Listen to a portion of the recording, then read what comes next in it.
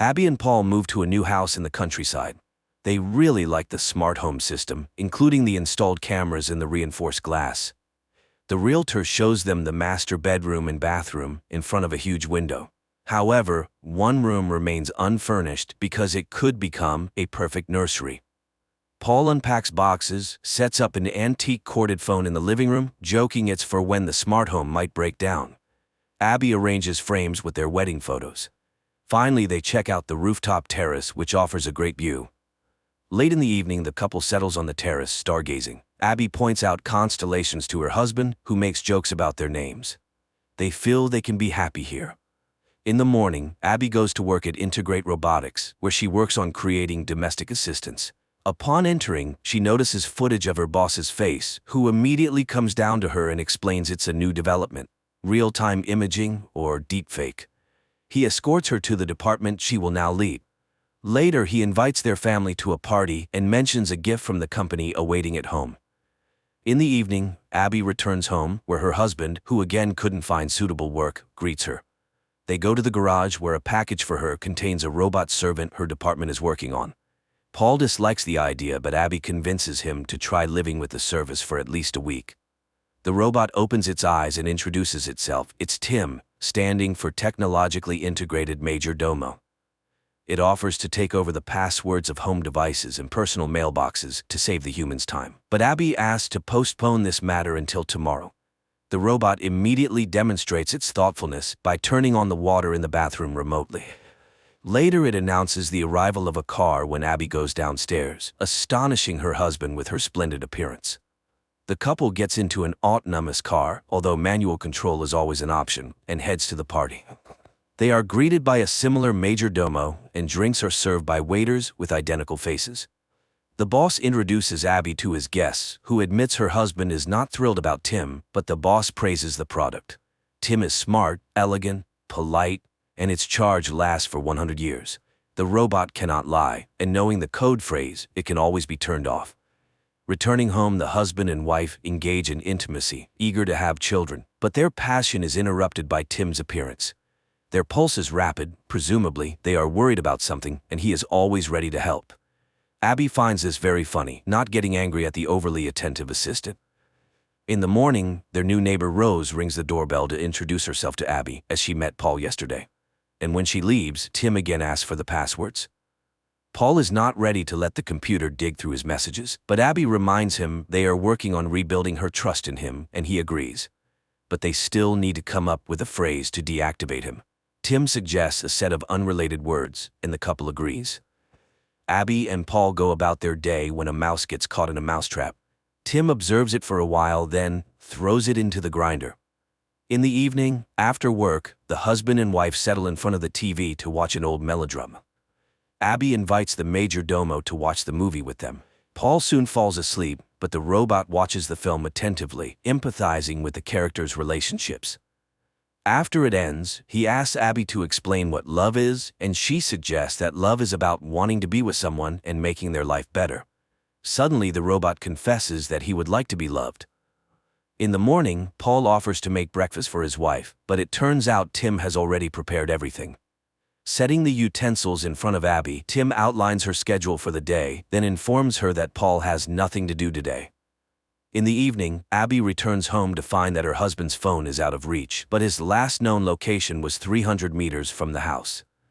Abby goes for a run and realizes that this is Rose's house. Returning, she takes a bath, where Paul finds her. He talks about his day and how Rose asked for help, which he did. He asks his wife not to be jealous, as he loves only her. The next day, the couple visits a family planning center, hoping to get help with becoming parents. In the evening, as they prepare to go to a restaurant, Abby asks Tim for advice on her dress. He suggests wearing red, and looking at her, admits that she is beautiful because she is perfectly symmetrical. Abby asks him to zip up her dress, but the robot's hand fails and he accidentally tears the dress. This overwhelms him. The robot panics. Abby calms him down and wears another dress. At the restaurant, Paul reveals that he has been offered a job in London, but Abby strongly objects, as they decided to start over, and his long absences won't help solve their problems. The next day, she returns home with a gift for Paul and finds Rose in the yard, who has made a garden project for them. Abby feels jealous, but Paul is very excited about the gifted sweater. Later, Abby remembers she needs to check her test results, but it's too late to call. Tim offers to do it for her, and she hears him speaking to the clinic in her voice. Abby is amazed, as she did not know about this feature of the assistant, but Tim assures her it's for the convenience of the owners. In the evening, Paul reports that he couldn't find the new sweater, and Tim has been away all day. Then a car pulls up to the porch, and Tim, now dyed brunette, steps out, explaining that Abby prefers brunettes, so he wanted to please her. Seeing Paul's irritation, the robot promises to return to his original appearance. But after the couple leaves, he spends a long time looking at their wedding photo. The next day, Abby achieves the correct functioning of the robot's hand, and the boss demands an update for all models, including those in the homes of his employees. The woman heads home and accidentally meets Rose, who suggests they walk together. Along the way, they stop at a showcase, and Rose points out a medallion in the shape of a flower she likes. But then Paul comes and takes his wife away to tell her he has found a job. Returning home, they celebrate in bed, while Tim's hands are being changed, unaware that he continuously monitors everything happening in the house. And he hears Paul again asking his wife to hand the robot over to the corporation. Returning, Tim demonstrates his new skills by giving Abby a foot massage, which Paul sees. Later, the robot suddenly sits at the piano, plays Abby's favorite tune, and mentions dates when Paul bought them concert tickets, but Abby distinctly remembers being at home on those days. Upset, she goes to the bedroom, ignoring her husband's excuses. The next day, Abby comes home with a bouquet, and Tim, placing them in a vase, informs her that Paul went to see Rose. But Paul enters right then, puzzled why his wife is angry. Hearing what Tim said, the man gets furious. He had no plans to visit Rose. He tries to explain that the robot wants to separate them. The woman doesn't believe it, as Tim is just a machine. A disagreement ensues between the spouses. Later, Abby finds a gift bag in the closet with a box containing a pendant, and she puts it back, thinking Paul prepared a surprise for her. Then she heads to work. Meanwhile, the husband goes down to the kitchen, sees the clogged sink, and pulls out pieces of his new sweater from the grinder. He checks the cameras for Tim and catches him in his wife's bedroom, sniffing her dress. Paul records this moment on his phone camera and rushes to the car to catch up with Abby and show her the footage. But Paul's car mysteriously doesn't start, and the robot calls a company car for Paul. En route, the car begins to speed up. Paul tries to stop the car, but it doesn't respond to his commands and crashes into a tree. Abby rushes to the hospital, where she finds her injured husband. Paul tells her everything he learned and accuses Tim of causing the accident. He asks his wife not to be alone with the robot, and she spends the night in the clinic. In the morning, Rose calls the home of Abby and Paul to inquire about the man's condition, and Tim invites her inside. Later, Abby goes home for some belongings. Outside, Rose stops her to warn her about something, but the woman sees the flower pendant on her chest and leaves, ignoring the neighbor's cries. Returning home, she checks the bag, and it turns out to be empty. Abby cries when Tim calls out to her. He knows Paul wants to return him and is ready to process the return.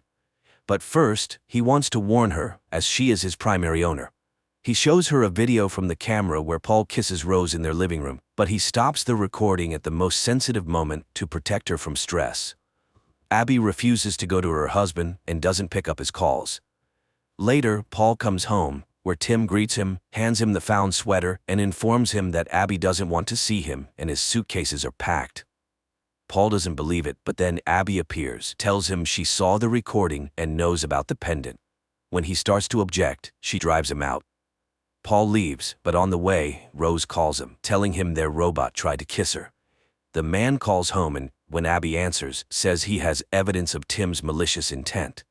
Abby asks him to come for her, but after hanging up, it turns out it was the robot she was talking to. The husband arrives home, where Tim meets him with a shovel. He knocks the man out, ties him up, and drags him to the bathroom. But then Rose rings the doorbell. She hears muffled screams, but Tim assures her it's just the noise of the water filling up. The robot closes the doors, returns to the bathroom, and drowns the man. Later, he brings Abby the repaired dress and asks her to try it on.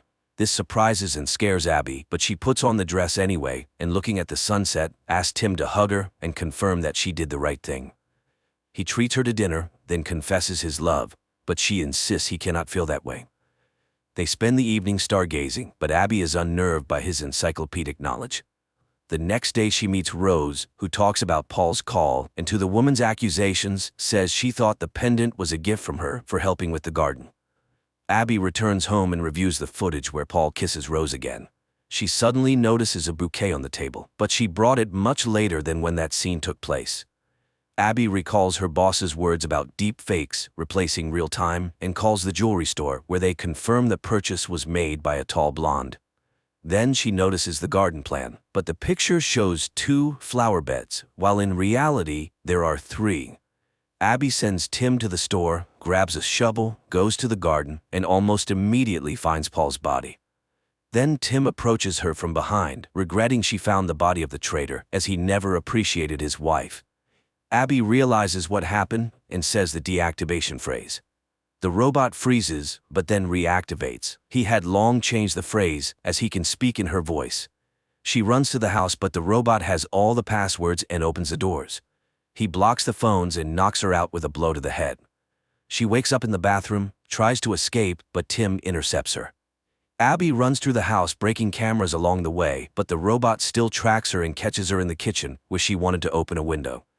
Meanwhile, Rose is washing dishes and sees strange lights flashing in the house across. At the same time, Tim ties up Abby and confesses that although he loves her, he has resigned himself to the fact that her life is finite.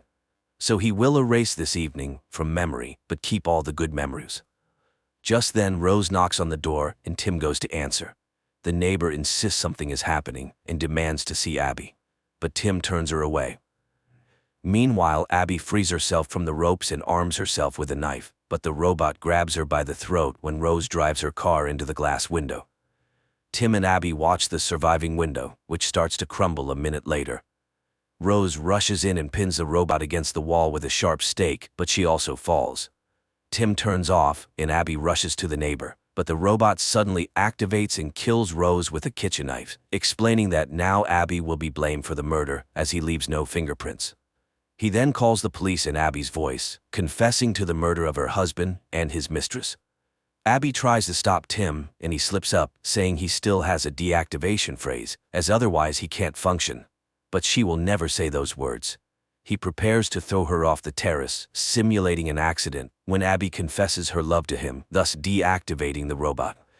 Those were the code words. Barely believing in her rescue, Abby looks at her medical bracelet, which indicates she is pregnant. The movie ends here.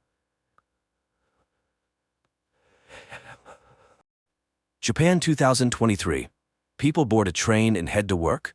Everyone is busy with their own things, scrolling through Instagram feeds, making acquaintances on social networks, and discussing plans for the evening, unaware that in just a few minutes, their lives will change forever. Suddenly, the train's speed increases, and strange things start happening. A bottle cap rolling on the floor of the carriage suddenly disappears. Passengers begin receiving alerts about powerful earthquakes on their phones. Then the train enters a gloomy tunnel and comes to a sudden halt. People regain consciousness, bewildered by what has happened. One of the passengers opens the entrance doors, and people, screaming and pushing each other, rush to the exit, jumping from the high steps. But once outside, they can't believe their eyes. Traces of the civilized world are gone, and they are surrounded by the remnants of a destroyed city, overgrown with trees and grass. Moreover, all the carriages have disappeared without a trace, except for the 5th one they were in. As time passes, the passengers begin to get acquainted.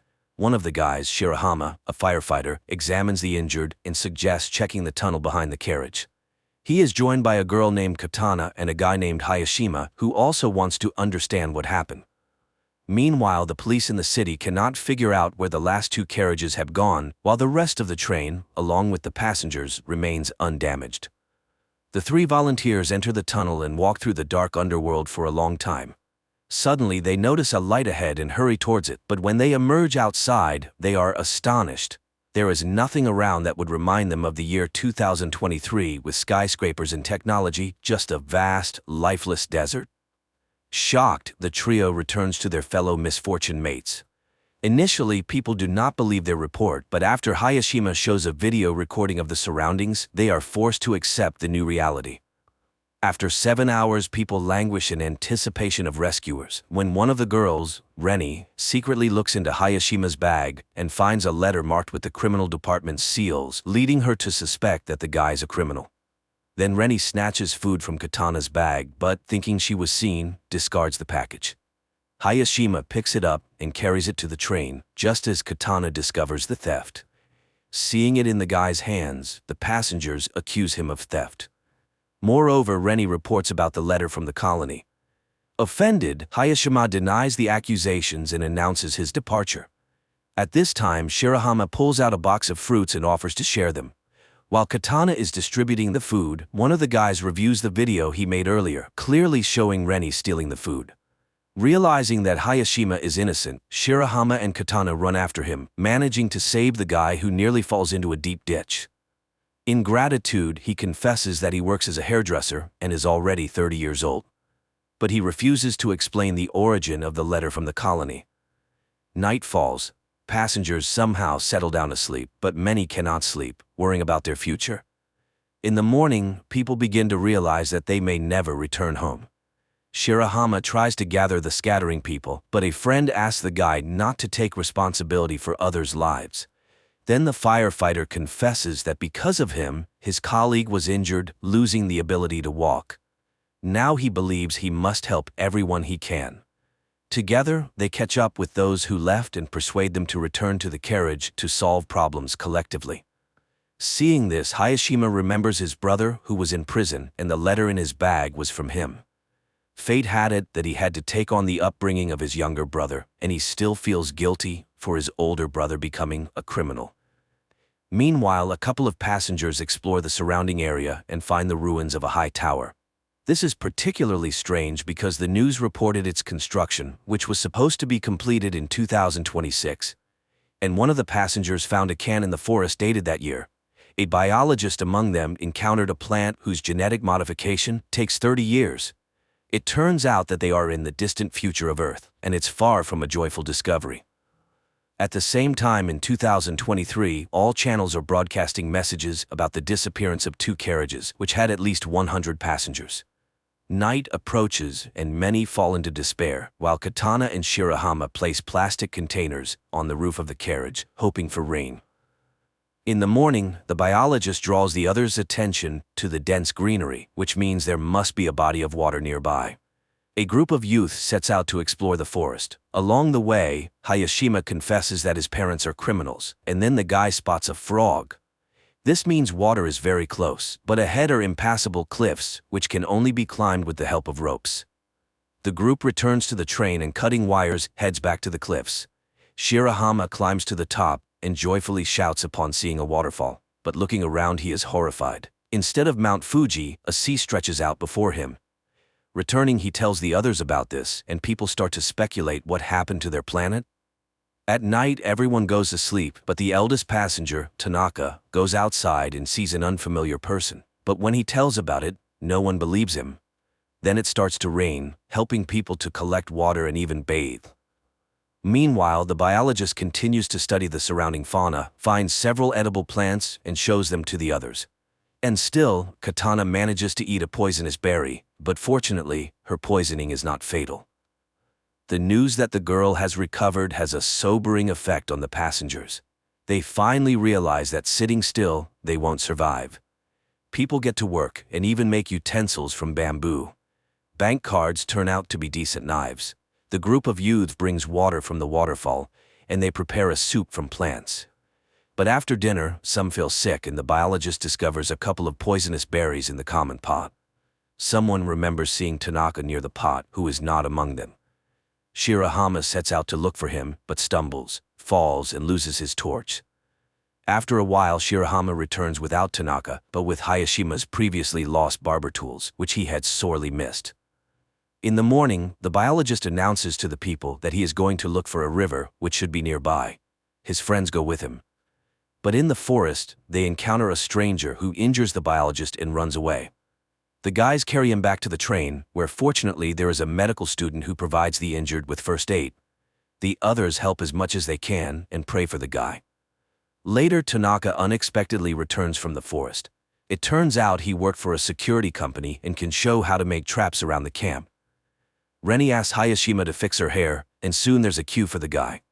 Meanwhile, Shirahama and Katana notice a teenager caught in one of the traps, but the youngster gets out on his own and runs away.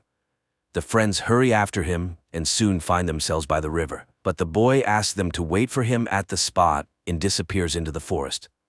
Hayashima, noticing their disappearance, catches up with the pair. At this time, the teenager returns and leads the friends to carriage number 6, which mysteriously ended up several kilometers away from the 5th carriage. The passengers from the 5th carriage are welcomed by the leader of the group from the 6th carriage, Yumamoto. Their carriage was lucky to be near the river, where there was plenty of fresh water and fish. Moreover, among them was a builder who, under his guidance, they were able to quickly set up a camp and even build a kitchen and a toilet. The newcomers find the one who injured their biologist. He confesses that he did it out of fear, thinking they were going to attack him. He bows deeply, apologizing for his action. And Yumamoto admits that he believes a return to the past is possible. The man told them that in the early days, they found a small boat on the river, where he managed to fix the radio and catch a signal, apparently from Canada, where the year 2060 was mentioned. From what he heard, the man understood that in 2026 a disaster occurred. A huge asteroid fell to Earth, causing powerful earthquakes and tsunamis worldwide, instantly taking billions of lives. The dust thrown into the atmosphere blocked sunlight, leading to the extinction of the remaining species. But the main thing is that the asteroid didn't fall by chance. It was space debris, as besides state corporations, satellites began to be launched by anyone who fancied. One of the probes collided with a satellite, which in turn fell onto an asteroid, leading to a deviation of its orbit. So it was a man-made disaster. That's why it's so important to return to their year and change the future. Inspired by the example of the 6th carriage, the passengers decided to make a bath by the river. Meanwhile, Tanaka continues to deteriorate, making himself a doll from branches and talking to it. In the morning, the bath is ready. For the first time in many days, people bathe in hot water and wash their clothes. And the guys find a strange stone on the riverbank, which Yumamoto learns about. He sends his people to find it, but Reni notices strangers, and one of the guys lets slip that according to their leader, this stone might help them return home. The girls argue about the need to return, and Reni pushes Katana away. She falls and accidentally shifts a layer of soil, under which a dead body is discovered. Meanwhile, Tanaka reads in a newspaper an announcement about the search for a murderer in his description. At that time, Reni and Katana are attacked by guys from the 6th carriage, but Reni breaks free and runs to her own, where she tells about the found corpse, while Katana escapes from the guys through the forest. The 5th carriage decides to make weapons, while Shirahama and Hayashima run to the neighbors. But the girl is not there, and Katana meanwhile makes it to the boat. Yumamoto is forced to confess to the guys that he killed one of the passengers, who suddenly became aggressive and started attacking people with a knife. That's why he was recognized as a leader. The guys go home, hoping that Katana has returned, but she's not there, and the rest urge to go to the 6th carriage and punish the guilty. And the guys go again to look for the girl. Katana hides in the boat when Yumamoto comes in. He pretends to be calling an unknown station, but the girl sees that the wires are cut. The man discovers her and confesses that he doesn't want to return to the past because he intends to create a new society here. After that, he ties up Katana and locks her in the cabin, where her screams cannot be heard. In the morning, the passengers of the 5th carriage are just about to attack the neighbors when one of the women suggests backing up and looking for a building where they could hide. At this time, guys from the 6th carriage go to the neighbors to scavenge something, but they fall into traps. A fight starts when the rest of the 6th carriage's passengers arrive, and there are more men among them. The fight escalates into a real battle, which is stopped by the appearance of the escaped Katana, who accuses Yumamoto of lying. He is forced to admit to the deception, but he just wanted to keep people's spirits up. However, the passengers decide to exile the former leader. Before leaving, the man hands over a journal from the ship, which contains information about the tower that could help them return to the past. Meanwhile, those who went to search for the building reach the tower and find glowing asteroid fragments there. And in 2023, scientist Ray, after reviewing the video surveillance camera recordings, discovers that a wormhole appeared in the tunnel at the moment of the disappearance of 2 carriages, which apparently was the result of a distortion in the space-time continuum. The passengers study the journal found by Yumamoto and learn the exact date of the disaster. Moreover, they have an asteroid fragment that possesses a phenomenal magnetic charge. One of the passengers remembers how on the day of their departure, he saw something in the sky resembling a falling star. In the past, Ray, analyzing the same event, concludes that it was the flare from a supernova explosion.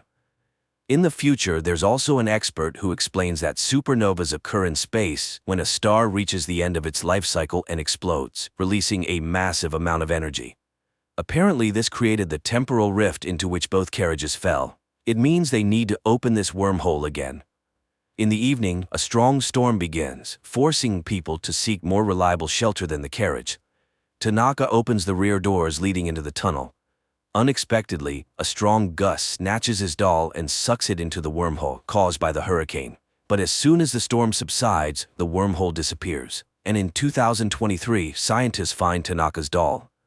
Passengers in the future conclude that to summon the wormhole, they need a powerful energy source, for which they start looking for remnants of power lines. Digging up each post, the passengers find an electrical substation where somehow working equipment is preserved. They redirect enough electricity into the tunnel to stabilize the wormhole with the onset of the next storm, enough to return to the past.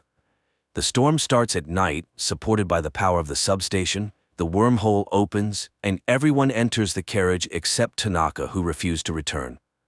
The carriage is swallowed by the hole and races somewhere in space and time until its doors are opened by security service employees who say they have arrived on May 1, 2026, which means there are only a few months left before the asteroid falls. After going through quarantine procedures, the passengers tell the officials, presenting as evidence fragments of the meteorite and unusual plants from the future. Only the officials don't believe the stories about the upcoming apocalypse. Later, the internet buzzes about the incident. The time travelers find fans, which helps maintain interest in the traveler's story about the upcoming end of the world. Meanwhile, scientist Ray becomes convinced that the travelers are telling the truth, as he has also tracked the asteroid. One of the passengers posts an appeal on the internet telling ordinary people about the impending danger, and a passenger who held a high position in the government before the trip makes her way to the Minister of Defense. She listens to her former colleague and reports that the government believed them and is already preparing to launch a missile capable of altering the asteroid's trajectory to pass by Earth. Time passes, and the day of the catastrophe is about to dawn. The travelers decide to gather together on the platform to find out whether it was possible to avert the disaster, and if not, to perish together. But the military successfully completes their task and changes the meteorite's trajectory, saving humanity from total extinction. Quite an unusual series where various theories about the impending doom of humanity are mixed. And the finale of the story is very relevant, emphasizing that life on Earth is the result of the actions of each living being. And the future of the planet is a collective human responsibility.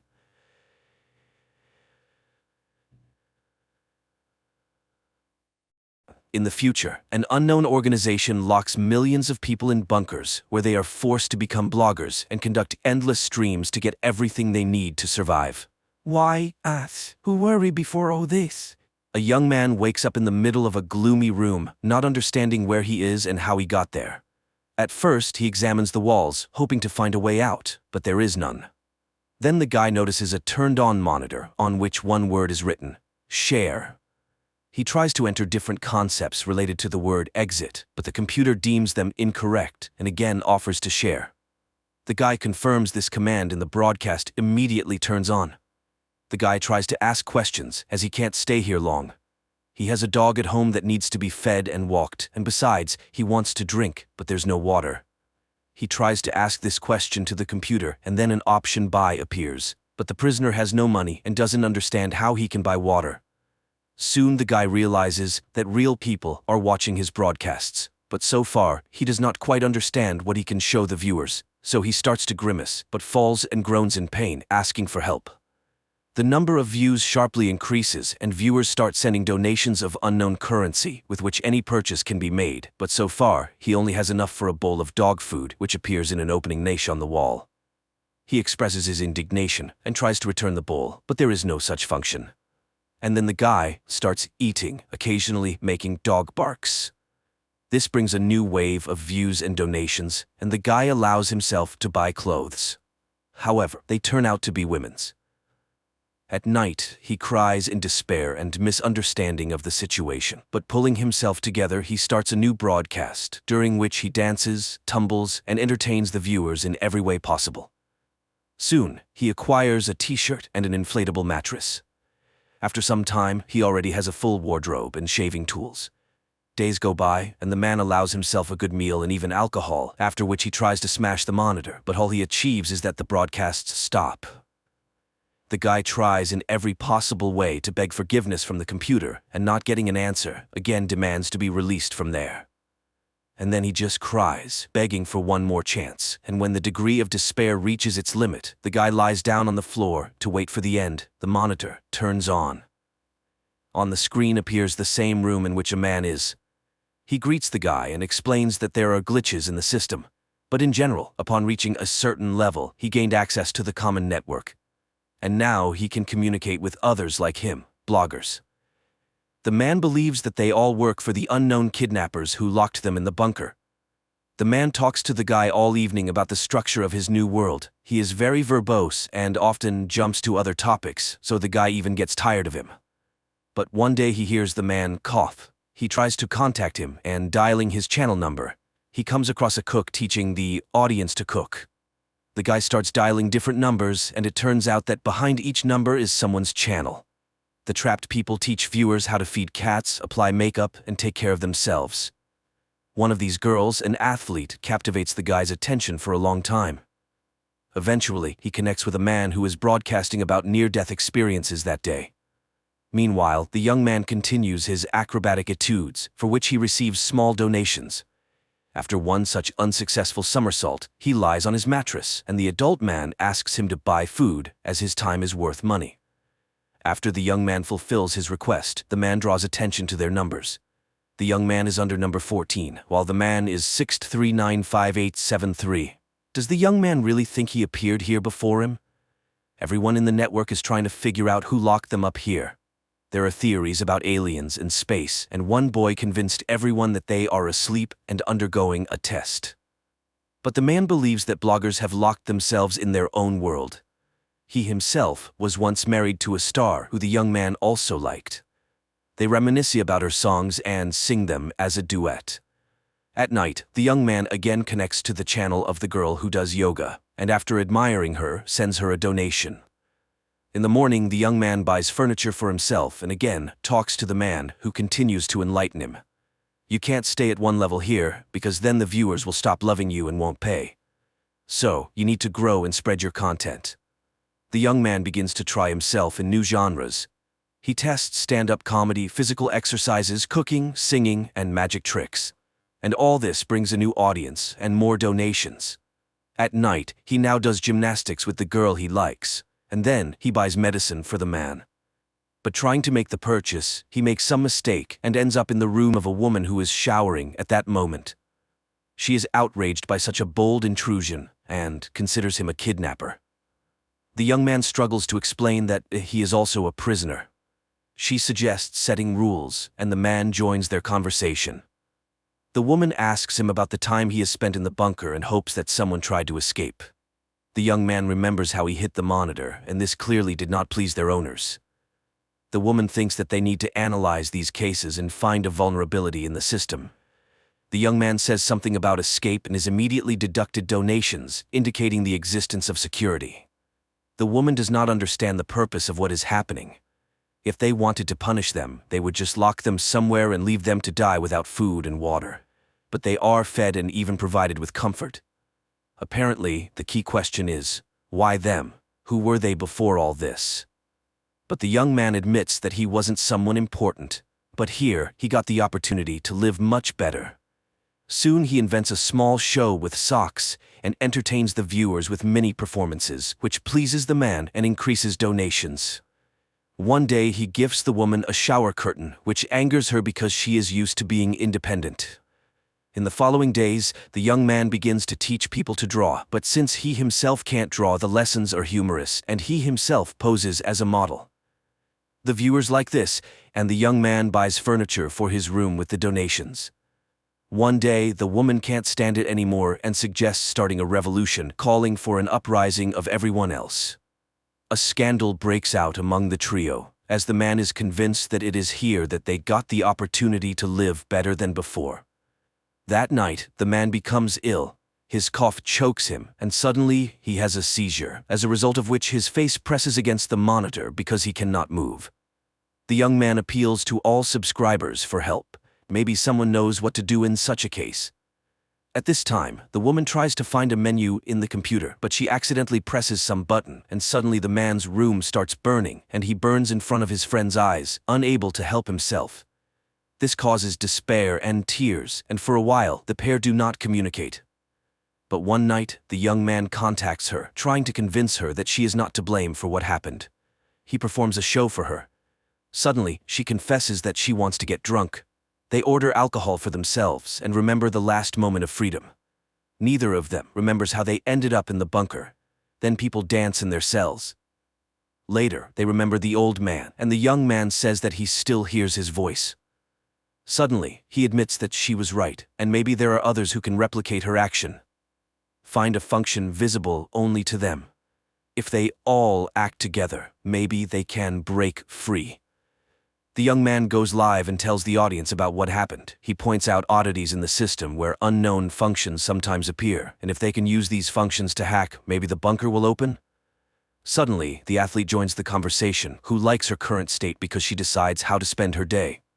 And right now, she will take care of herself, so she says goodbye to her new friends.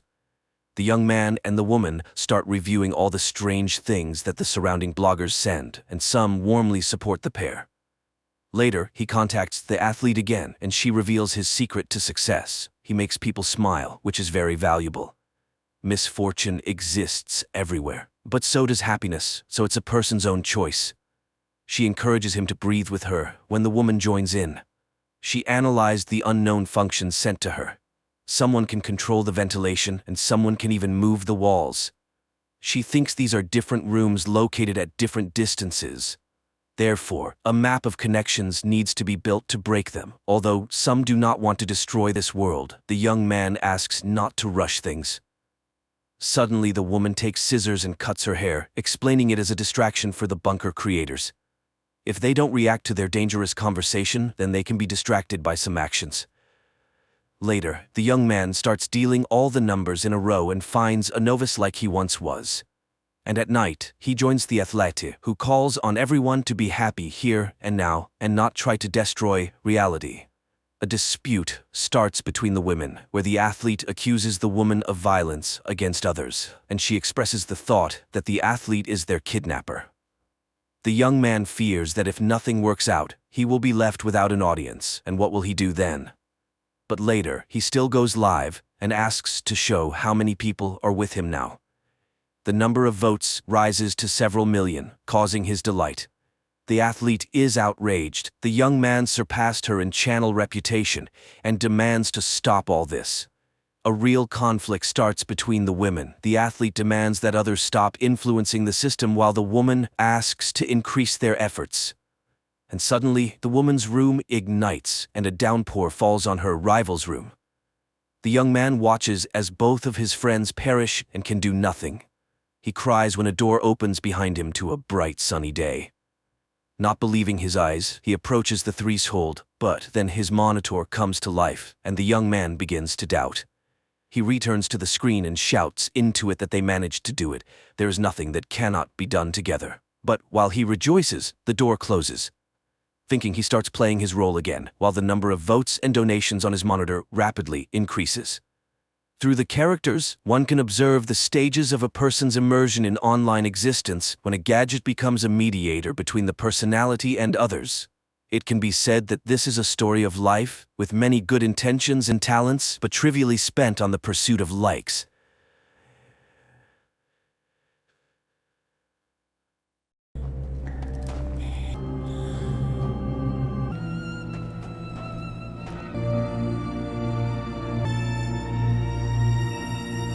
The episode opens with a flashback, capturing the moment Franklin first encounters Irene in a bar. Their meeting is sparked by a serendipitous pool shot that Franklin uses as an opening to engage Irene in conversation. This marks the beginning of their relationship. Leaping ahead about half a century, the narrative catches up with Franklin and Irene, now an elderly couple, deeply in love. Although Irene is confined to a wheelchair, their affection remains strong. Franklin assists her outside, aiming to share a view of the night sky together. They venture to a shed, where a hidden underground tunnel leads them to an unusual door. Upon entering, they find themselves mysteriously elevated to an interstellar viewing platform, as if transported among the stars. Franklin has observed Irene's growing desire to gaze at the stars more frequently over the last year. They visited their special spot a total of 865 times, with visits increasing since Irene's fall the previous year. Attempting to understand her insistence, Franklin finally confesses that he's grown weary of their regular excursions to the stars. He's ready to hand over their secret responsibility to someone else. However, Irene firmly believes that this mystery is theirs alone to decipher. Meanwhile, their neighbor Byron is suspicious that Franklin and Irene are concealing something in their shed, and he's determined to uncover it. The next morning, as they were driving away, Byron hurried to their car, but Franklin, who views him as an irritating busybody, didn't appreciate the intrusion. Later, while attempting to mow his lawn, Franklin brushes him off completely. Back at his house, Byron shares his suspicions with his wife Janine, who advises him to stay out of their neighbor's affairs, insisting it's none of their business. In the car, Irene suggests that Franklin could be friendlier to Byron, but Franklin dismisses the idea. Irene persists, encouraging him to cultivate friendships rather than focusing solely on her. Later, Franklin and Irene visit the hospital. Irene sees her doctor, who plans to run some tests as her symptoms appear to be worsening, although her exact condition remains unspecified. While Irene was with the doctor, Franklin went to run some errands. He then got a call from his granddaughter Denise and ended up going for lunch with her. She's worried about them, having heard from a neighbor that they're roaming around in the middle of the night going for strolls. Franklin passes it off as simply watching the stars, but Denise is not so sure. She's worried and broaches the idea of them leaving the house. Franklin vehemently declines. While Franklin is away, Irene seizes the opportunity to visit an old friend named Sadie at a care home. During her visit, she is disheartened to see Sadie's deteriorating mental state. Feeling the need to confide in someone, Irene shares her secret with Sadie, explaining that she's been on special journeys but is also grappling with a serious illness. When Franklin returns to pick her up, they both look visibly exhausted, the relentless march of time eroding their mental faculties. This is particularly evident with Franklin, who is showing signs of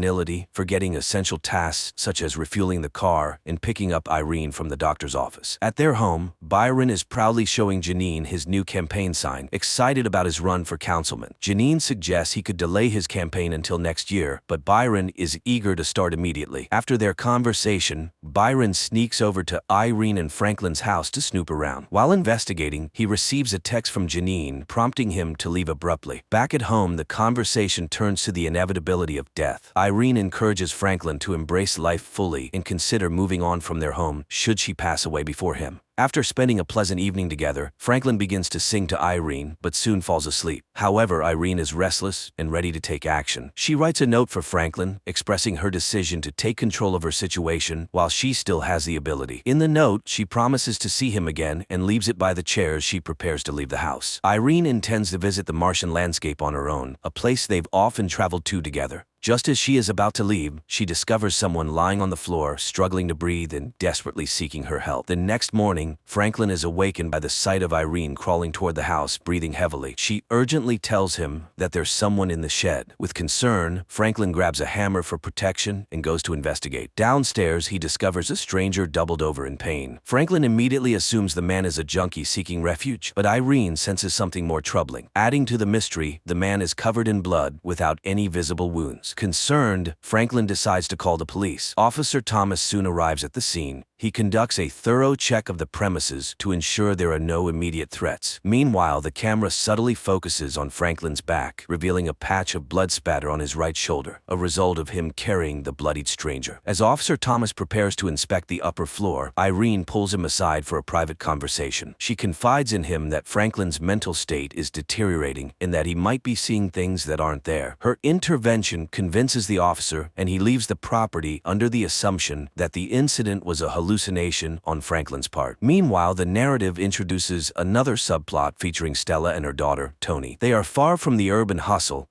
in the serene mountains leading llamas across the vast, rolling hills, a stark contrast to the urban school environment Tony usually frequents. That evening, Tony welcomes Matthias to their house, believing this could be the beginning of a new friendship. However, unbeknownst to her, Matthias has an ulterior motive. He reveals that he was dared to visit what is rumored to be a haunted house and was offered 4,000 pesos to step inside, casting a shadow over their budding interaction. The local rumors swirling around Tony's grandfather's involvement in cultish activities have piqued the curiosity of the local kids, including Matthias. This revelation devastates Tony, who had mistakenly believed that Matthias's visit was the beginning of a romantic interest. When Stella arrives and finds Tony with Matthias, she quickly intervenes and shoos him away. After dealing with the situation, Stella takes a secretive path to the back of an old church nearby. There, hidden from plain view, is a door that strikingly resembles the one found in Franklin and Irene's shed, suggesting a deeper, mysterious connection between the two locations. Back to Franklin and Irene, as the situation at their home becomes more dire, the stranger on their floor suddenly passes out and starts convulsively shaking. Irene, recognizing the symptoms from a past experience, suspects it could be related to a virus she once battled. She quickly sends Franklin out to get a refill of Tamiflu, hoping it might help. While Franklin is away, Irene takes the opportunity to sift through the stranger's belongings. She finds numerous gold coins and a photograph labeled Gabriel, suggesting a possible identity or connection. With the man coughing uncontrollably and in obvious distress, Irene decides to take matters into her own hands. She prepares a homemade remedy she hopes will alleviate his symptoms and begins to read aloud from a book she found among his possessions, trying to soothe him with her voice. Byron, eager to gather support for his councilman campaign, is out trying to collect signatures from the locals, but he's finding it difficult to get any cooperation. Spotting Franklin entering the pharmacy, Byron seizes the opportunity and approaches him for his signature. However, Franklin declines and hurries inside the pharmacy. Inside, Franklin encounters a new pharmacist who isn't familiar with him or his prescription history. To ensure everything is in order, the pharmacist decides to call the doctor for verification before dispensing any medication. The doctor, wanting to discuss the situation directly, asks to speak with Franklin. This unexpected complication adds another layer to Franklin's already stressful day. Stella, unable to find Tony inside their house, grows anxious and decides to search for her by car. She eventually locates Tony and decides to take her to a restaurant to talk and give her advice over a meal. Tony expresses her feelings of isolation and the mockery she faces from peers because of the mysterious reputation of their house. Stella responds by hinting at a deeper family secret, explaining that every family member is a guardian of something significant, and assures Tony that she will understand her role when the time is right. Their conversation is abruptly interrupted when Stella receives a notification that the alarm at their house has been triggered. Alarmed, they rush back home to check on the situation. Meanwhile, back at Franklin and Irene's place, the stranger regains consciousness and introduces himself as Jude. He's uncertain of his origins, but believes he might be from the mountains. Jude also recalls being carried, which Irene and Franklin assume must have been Franklin's doing, though Franklin has no memory of it. Upon returning with the Tamiflu, Franklin displays a cautious demeanor toward Jude. Unlike Irene, who shows concern and willingness to help, Franklin is reticent and distant, focusing more on Irene as she starts to feel woozy and faint, indicating his primary concern remains her well-being. Denise, who is struggling to stay alert during her lecture, is fortunately assisted by a fellow student named Cliff, who offers her a cup of coffee. This small gesture leads to a connection between the two. They went out for a drink, and she told him about her family, but that was not entirely the truth. She told him she has taken on the significant responsibility of looking after Franklin and Irene. He asked why her father couldn't do it, but she brushed it off, saying he is busy. Meanwhile, a tense conversation unfolds between Franklin and Irene. Franklin confronts Irene about a secret she's been keeping concerning Dr. Maurice's advice. Irene agrees to follow the doctor's instructions, but in return she asks for Franklin's support as she continues to investigate the mysterious doorway and its significance. Although hesitant, Franklin begrudgingly agrees to support her quest. After receiving the notification of the alarm, Stella returns home with a gun, only to discover that an old friend has broken into her house. The intruder questions whether Stella is training Tony, hinting at a connection to the same mysterious elements tied to the doorway. That night, after Franklin has warned Jude not to harm Irene, Jude finds himself unable to sleep. As Denise and Cliff are about to depart, she tells him that she had lied in their conversation earlier, and she told him about her personal challenges, including the emotional weight of her father's voluntary death when she was just 5 years old. Jude quietly takes Irene's letter and stealthily moves through the house. Jude's actions take a startling turn when he retreats to the bathroom with a knife. There, he carefully cuts into his leg, revealing a strange cylindrical cylindrical object embedded beneath his skin. It appears to be some kind of tracking device. Understanding the implications of being tracked, Jude decisively crushes the device, ensuring it can no longer function. After dealing with the device, he slips out into the night. Franklin delves into the mystery of the gold coins he found among the stranger's belongings. He takes them to a local trader who identifies them as Spanish doubloons, but the exact origin of their minting remains uncertain. Simultaneously, Stella confronts the intruder she found in her home. She sends Tony out and questions him about his presence. He responds by handing her a paper, describing it as a special assignment, and insists that she involve Tony. Meanwhile, Franklin, showing a gesture of care, returns home with a bag of clothes for Jude, the stranger who recently revealed his name. However, he specifically avoids giving Jude any of Michael's belongings, as the memories associated with them are still painfully fresh. Responding to Jude's simple request for food, they all head to a diner. The outing takes an uncomfortable turn when Jude becomes ill and vomits during the ride home. Denise is presented with a significant opportunity by her superior Mark. She's been invited to join a newly forming research group which promises a substantial salary increase but also requires a hefty time commitment. This new role would not only be a step up in her career but would also demand she manage it alongside her ongoing internship, essentially doubling her workload. Faced with the potential benefits and the daunting prospect of increased stress, Denise feels torn and unsure about whether to accept the offer. Throughout these events, fragments of Jude's past begin to surface in his mind. He recalls snippets of his life before arriving at the Yorks, including a conflict with another individual. Byron comes under fire for forging signatures on his campaign. He received a call, and he was told to put his campaign in suspension to not face legal matters. Franklin, acting on Irene's suggestion, takes Jude out for some male bonding in an attempt to better understand the mysterious guest. They spend the day playing chess, a setting that gives Franklin ample time to evaluate Jude's character and intentions. Despite the shared activity, Franklin's suspicions grow, and he concludes that Jude might be a con artist. Convinced that it's best for Jude to leave, Franklin decides to give him $5,000 to help him on his way and drives him to the bus station. However, as Jude prepares to board the bus, Franklin begins to have second thoughts about his decision. The complexity of the situation and perhaps a sense of unresolved doubt lead Franklin to reluctantly invite Jude back, allowing him another chance to prove his intentions and possibly clarify his mysterious connection to their family. At home, Irene makes a startling discovery among Jude's possessions, a mysterious orb that seems to have the ability to disintegrate matter. When she places it on the coffee table, the table vanishes without a trace, leaving her both amazed and alarmed. Meanwhile, Denise decides to visit her grandparents and encounters Jude, who they introduce as their new caretaker. Denise is skeptical of Jude, especially given the peculiar circumstances of his arrival and the strange incidents surrounding him. Although Irene suggests that Denise should head home rather than stay the night, Denise leaves, but not without instructing Jude on her grandparents' needs and expectations. She opts to stay with a friend, driven by a resolve to uncover Jude's true identity. Later that night, Jude has a private conversation with Irene. He confides that he believes his presence at their home is no coincidence. Jude reveals that he is searching for his father, named Gabriel, the same name on the Polaroid found earlier, and he seeks Irene's assistance in this personal quest. In another part of the house, Franklin discovers a bloodied knife in the bathroom. While cleaning up, he notices fragments of the mysterious orb that Irene had found, now broken and swirling up through the sink. Unfortunately, the water quickly washes them away before Franklin can examine them further, deepening the mystery of the strange object and its capabilities. Byron, undeterred by previous accusations of meddling, finds himself unable to resist the lure of the mysterious activities at the Yorks' residence. Driven by curiosity, he sneaks into their property and makes his way to the shed. Inside, he navigates through the clutter until he confronts the secret door, the very threshold that seems to be the heart of the enigmas surrounding Franklin and Irene. Meanwhile, the narrative shifts back to Stella and Tony. In a parallel scene reminiscent of earlier discoveries, Stella takes Tony to a secretive doorway located behind the chapel, a portal similar to the one in the Yorks' shed, but with a distinct feature. This doorway is equipped with a strange control panel that Stella manipulates to set their destination. After entering a sequence of commands, Stella and Tony step through the doorway and find themselves instantly transported to New York City.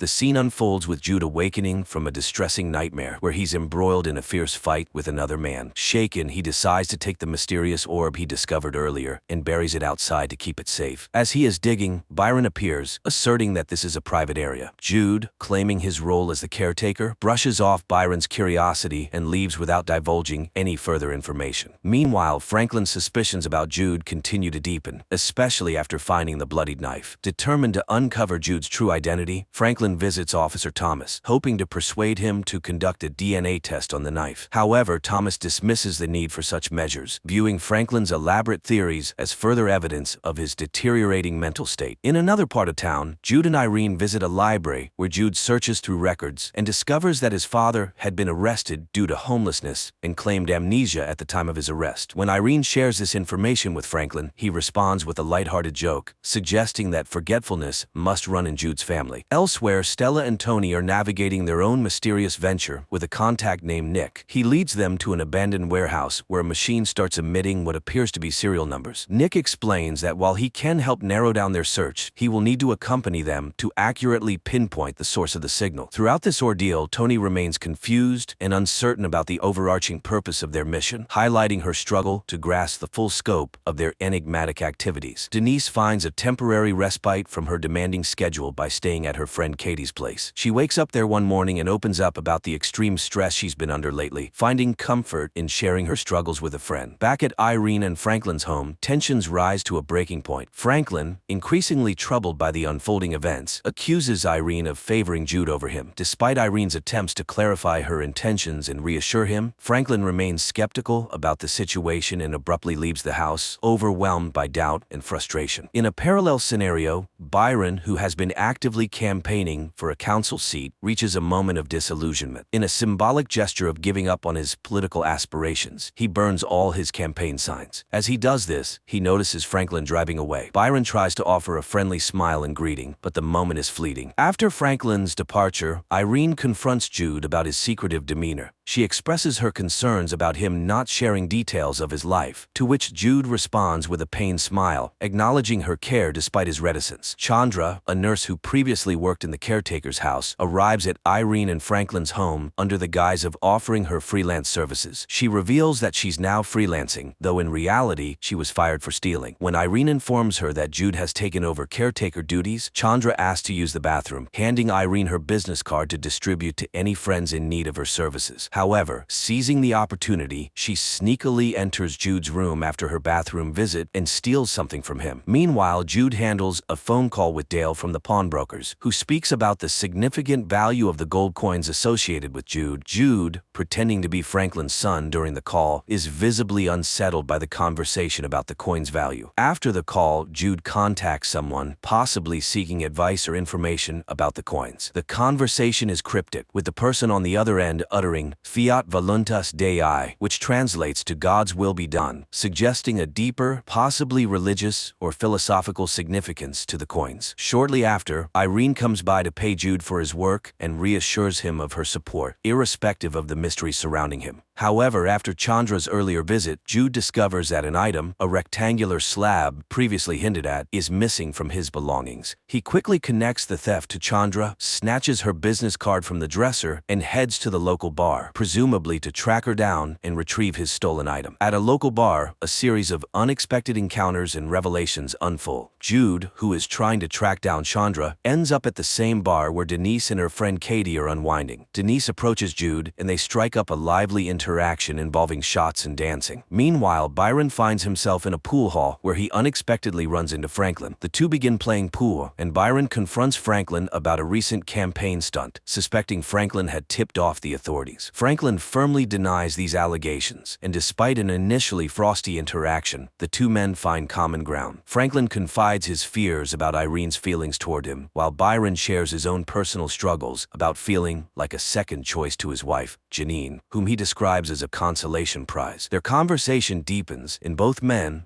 now heavily intoxicated, step outside the bar. Here, Byron admits he may have misjudged Franklin and probes about the mysterious doorway. Franklin, trying to dismiss it as merely a bomb shelter, is finally persuaded by Byron's persistence to show him the site. However, when they reach the supposed transportive shelter, it fails to operate, leaving Byron to laugh it off as a hoax, thinking it's just a bizarre construction. Simultaneously, Irene wakes to find Jude missing and decides to drive out to find him. As she searches, Jude, leaving the bar, is stopped by the police. The confrontation triggers traumatic memories of a past altercation where he had to defend himself, explaining the previously noted blood. As Irene drives past, she sees Jude face down on the hood of a police car, being detained, a sight that shocks and worries her about his fate.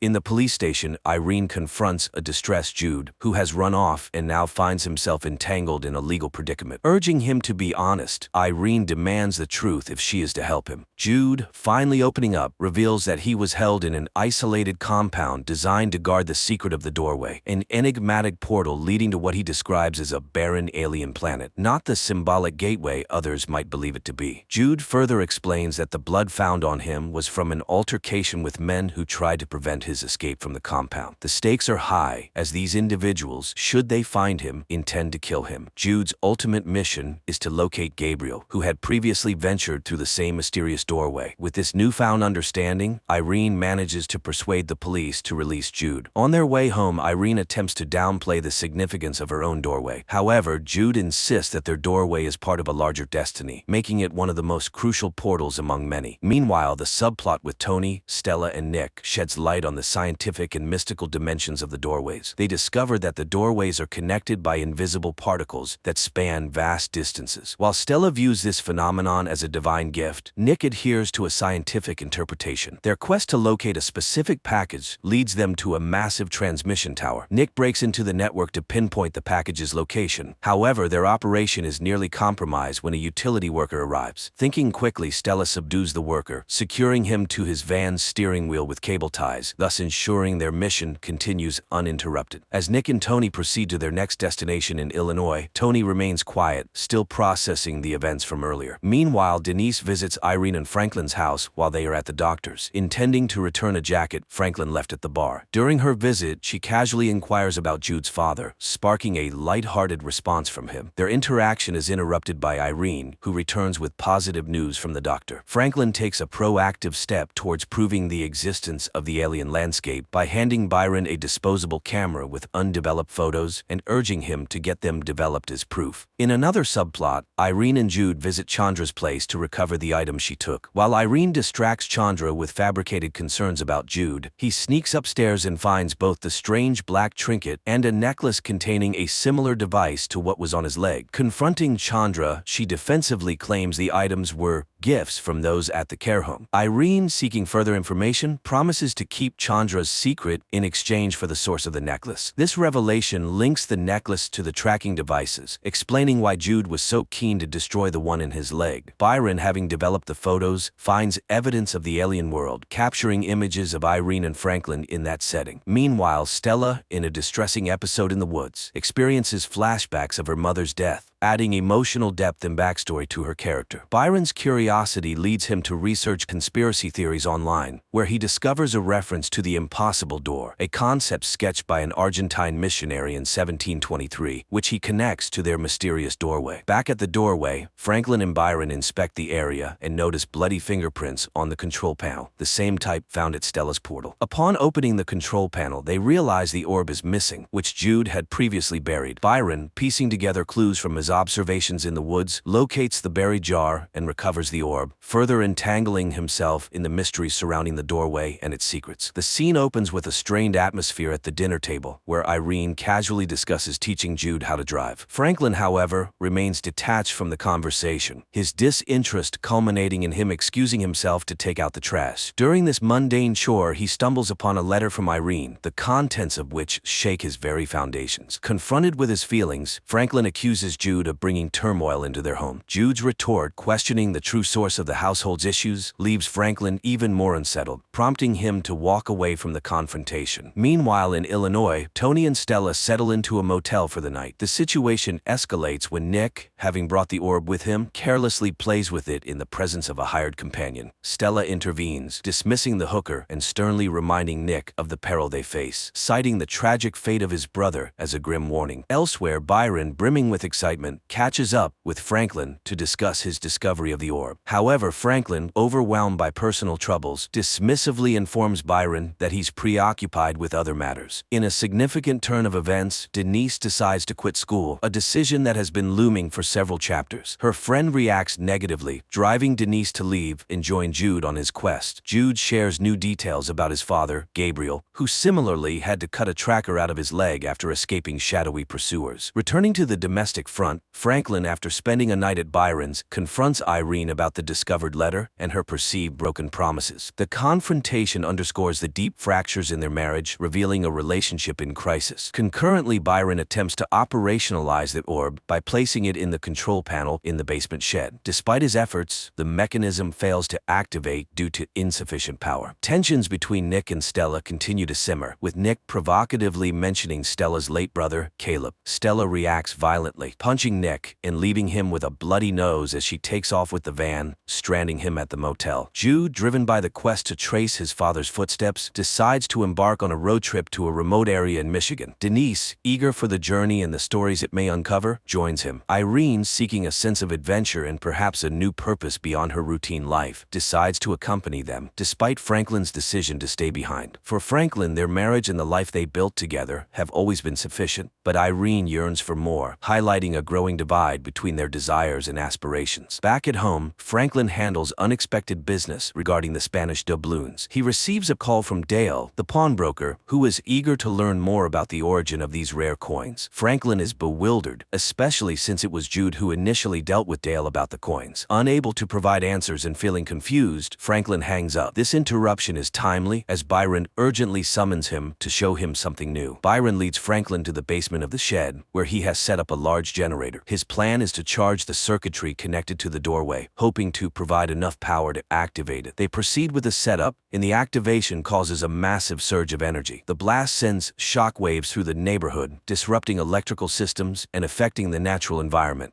evidenced by flickering lights and birds dropping from the sky. Simultaneously, Stella and Tony, who had been tracking related anomalies, receive a precise ping on their equipment indicating the location they need to head towards, spurred by the energy surge from the doorway. In the shed's basement, the power-up is successful, and Franklin and Byron find themselves transported to the alien viewpoint. They are greeted by a breathtakingly beautiful vista, a stark contrast to the mundane world they've left behind. Overwhelmed by the beauty and the surreal experience, Byron expresses a desire to explore further, but this time, Franklin, who has previously been apprehensive about such adventures, admits that he is no longer afraid. This moment marks a significant personal breakthrough for Franklin, reflecting his readiness to embrace the unknown. Franklin reveals to Byron the spacesuits he's been designing for years, but never had the courage to use. Inspired, Byron vows to help make them functional. Meanwhile, Irene, Jude, and Denise arrive in Michigan at the home of a woman named Hannah, who recognizes Gabriel from a Polaroid Jude shows her. She explains that she and Gabriel were once romantically involved, but he disappeared 15 years ago without a trace. Feeling their trip might be futile, Irene considers heading back, but Hannah persuades them to stay overnight. That evening, Irene hears a suspicious noise upstairs, but is reassured by Hannah that it's nothing. Unknown to the guests, Hannah enters a hidden room where a man named Paul is monitoring everything. They discuss making contact with Franklin after Paul plays a voicemail from him about the coins. Back home, Byron skips Janine's barbecue to focus on his project with Franklin. During a tense conversation, Janine admits she reported Byron's campaign forgery out of a desire for a simpler life, revealing a deep rift between their aspirations. Denise confronts Irene, feeling pushed away, and Irene admits she feels guilty about Michael's past struggles, believing she doesn't deserve Denise's love. Overcome with emotion, Irene apologizes, and they share a heartfelt embrace, understanding each other better through flashbacks of Michael's depression. Meanwhile, Tony finds a video of Jude singing karaoke, which leads Stella to confirm that Jude is the apostate they've been looking for. Tony calls Nick for help in tracing Jude's steps. On another front, Byron and Franklin test the spacesuits they've been working on. Byron explores the alien landscape landscape, excitedly communicating back to Franklin until he goes silent after claiming to have found something incredible. Left alone, Franklin fears the worst, struggling with guilt and concern over Byron's sudden disappearance. Irene takes Denise into the shelter to explain the turmoil she's been experiencing. She shares that after Michael's voluntary death, she struggled to find a reason to continue living and hoped the portal might help her cope with her grief. Irene confesses that her intention was to shield Denise from the portal's complexities, but Jude's arrival has caused events to spiral out of control. Feeling betrayed by the deception, Denise walks away, upset by the revelations. Meanwhile, Tony and Stella encounter Chandra and a sinister man on the shore. The man exchanges gold doubloons worth much more than the $3,000 Chandra demands for information about Jude. After obtaining what he needs, the man abruptly kills Chandra, retrieves the doubloons, and warns that he will ensure Stella remains tough. He then sets Chandra and her car on fire, leaving Tony to witness the horrifying scene from a distance. Jude panics upon realizing the orb is missing from the garden. Meanwhile, Franklin searches for Byron on the observatory deck, but finds no trace of him, leaving both men distressed. Janine, worried, questions Franklin about her husband's whereabouts, but he reassures her without giving specifics. Inside, Jude confronts Franklin about the dangers of their endeavor, explaining that there's nothing but wasteland on the alien planet. Stella and Tony discuss their predicament, with Stella admitting they can't escape the man pursuing them. As the man leads Tony to the York house, noticing dead birds signals they're close, he reveals to Tony that Caleb is her father, not Stella's brother. At the garden, Tony finds Franklin held at gunpoint and forced inside. Meanwhile, Jude thanks Denise for her help at the bar, but their chat is cut short when Stella starts shooting, causing Jude to flee into the woods. Denise returns to the York house and finds herself and her grandparents also at gunpoint. The stranger coerces Irene into revealing the doorway's location, then heads to the shed. Irene comforts a distraught Tony, who doubts their mission and condemns their actions, citing Chandra's death as a stark contradiction to their supposed divine mission. The stranger alters his plans and informs Stella, using the family as leverage to capture Jude, known as the apostate. Upon his arrival, Jude is assaulted by the man, hinted to have been sent by an unidentified woman, though details remain vague. During a scuffle, Franklin manages to overpower the stranger, who is then tasered, bound, and gagged. Stella and Tony, with the captive in tow, leave their old lives behind, driven away with a new bargaining chip. Simultaneously, Jude and Denise decide to escape through the doorway to Bangkok, distancing themselves from the chaos. Irene resolves to limit their use of the mysterious doorway, dismissing its once-thought potential, which Franklin accepts with a mix of relief and determination to resolve unfinished business regarding Byron's fate. As Stella and Tony are ambushed and forced off the road by Hannah and her associates, the tension escalates. Hannah confronts Cornelius, the bound stranger, intensifying the conflict. Meanwhile, the couple embarks on another journey to an unknown alien planet. However, Franklin experiences a system failure in his oxygen supply, causing him to lose consciousness. Irene follows him, bravely entering the alien environment without a spacesuit to help him. It turns out the atmosphere of this planet is suitable for human life. She removes her husband's helmet, and together they discover an ancient city beyond the hill. It turns out that guardians of humanity have been living here for about 100,000 years. They are the ones who built hundreds of quantum portals on Earth and many other planets. This is where the first season ends. We were left with a setup for the second season, but unfortunately the series was cancelled.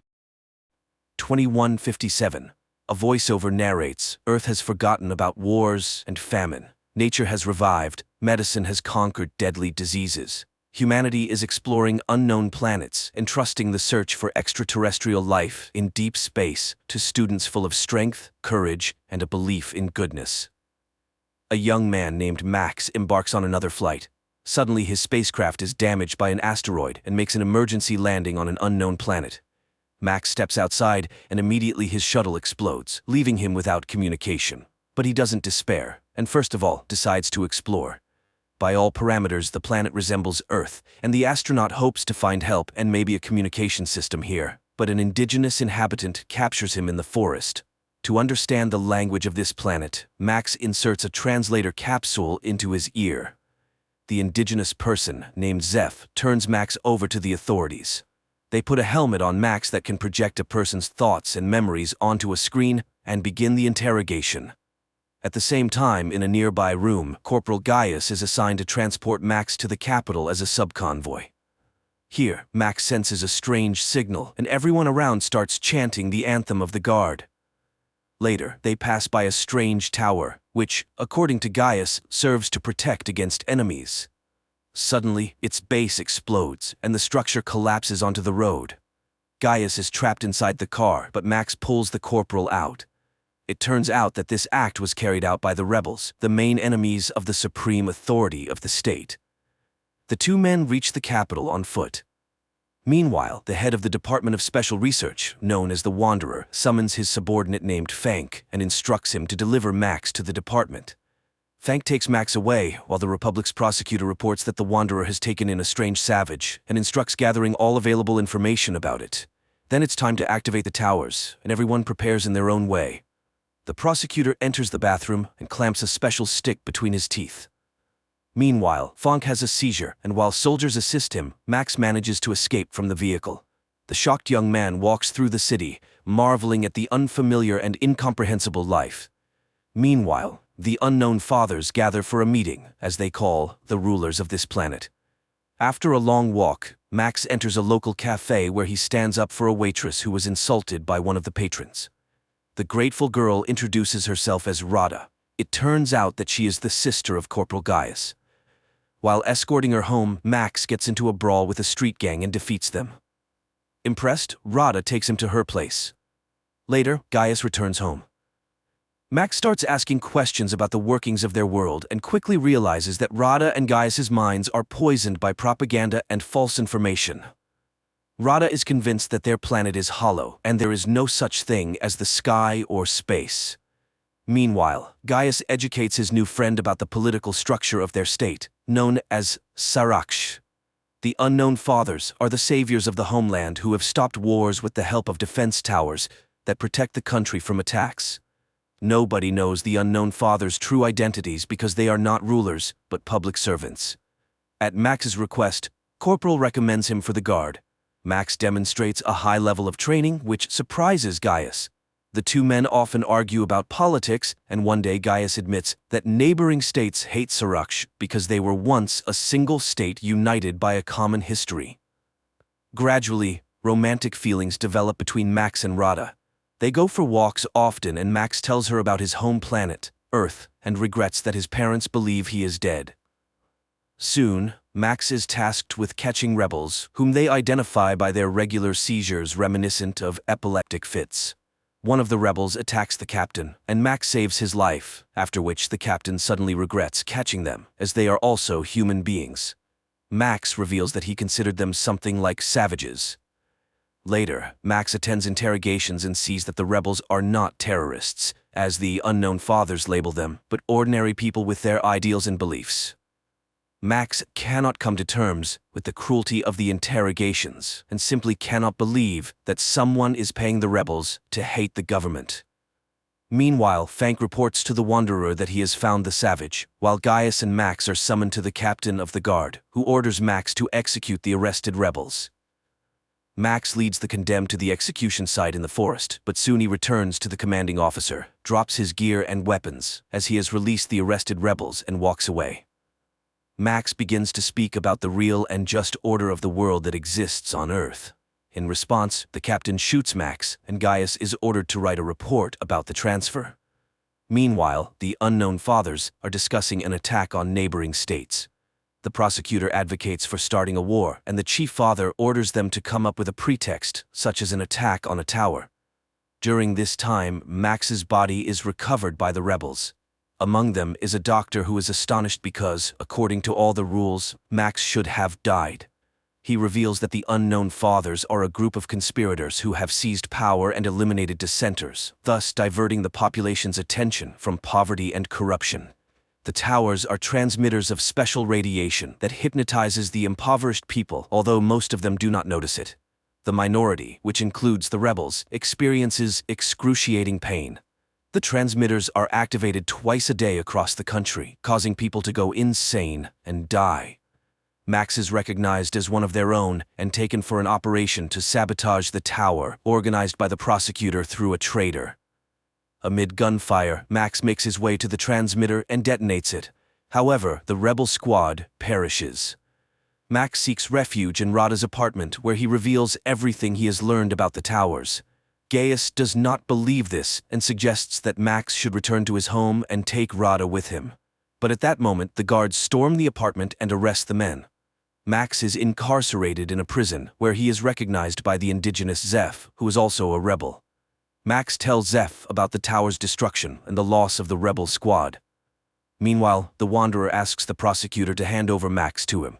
The prosecutor, however, requests in return to halt the development of more precise transmitters, as he fears that his secret will be revealed since his reaction to the radiation is similar to that of the rebels, meaning he is also a dissenter. Later, Max and other death row inmates are sent to clear the southern borders of the remaining war robots. During this time, the prosecutor learns that Max is immune to the emitters. He decides to break the agreement with the Wanderer and orders Max to be brought to him. The next day, Max attempts to convey to the rebels the idea that they should not destroy the towers one by one but strike at the center where the signal originates. Zeph becomes furious and explains that the towers are not for identifying dissenters. They are active continuously, not just twice a day. The radiation from the towers robs people of their ability to think critically. However, it makes them believe everything that newspapers, radio, teachers, and preachers say. People can be made to believe anything. Only the rebels understand this, as the radiation does not hypnotize them, but only inflicts agonizing pain. Zeph continues, there are mutants in the south who are also unaffected by the radiation. However, they have no dealings with humans. Just then, they hear the roar of an engine, and Zeph identifies it as a self-propelled tank, trying to kill them.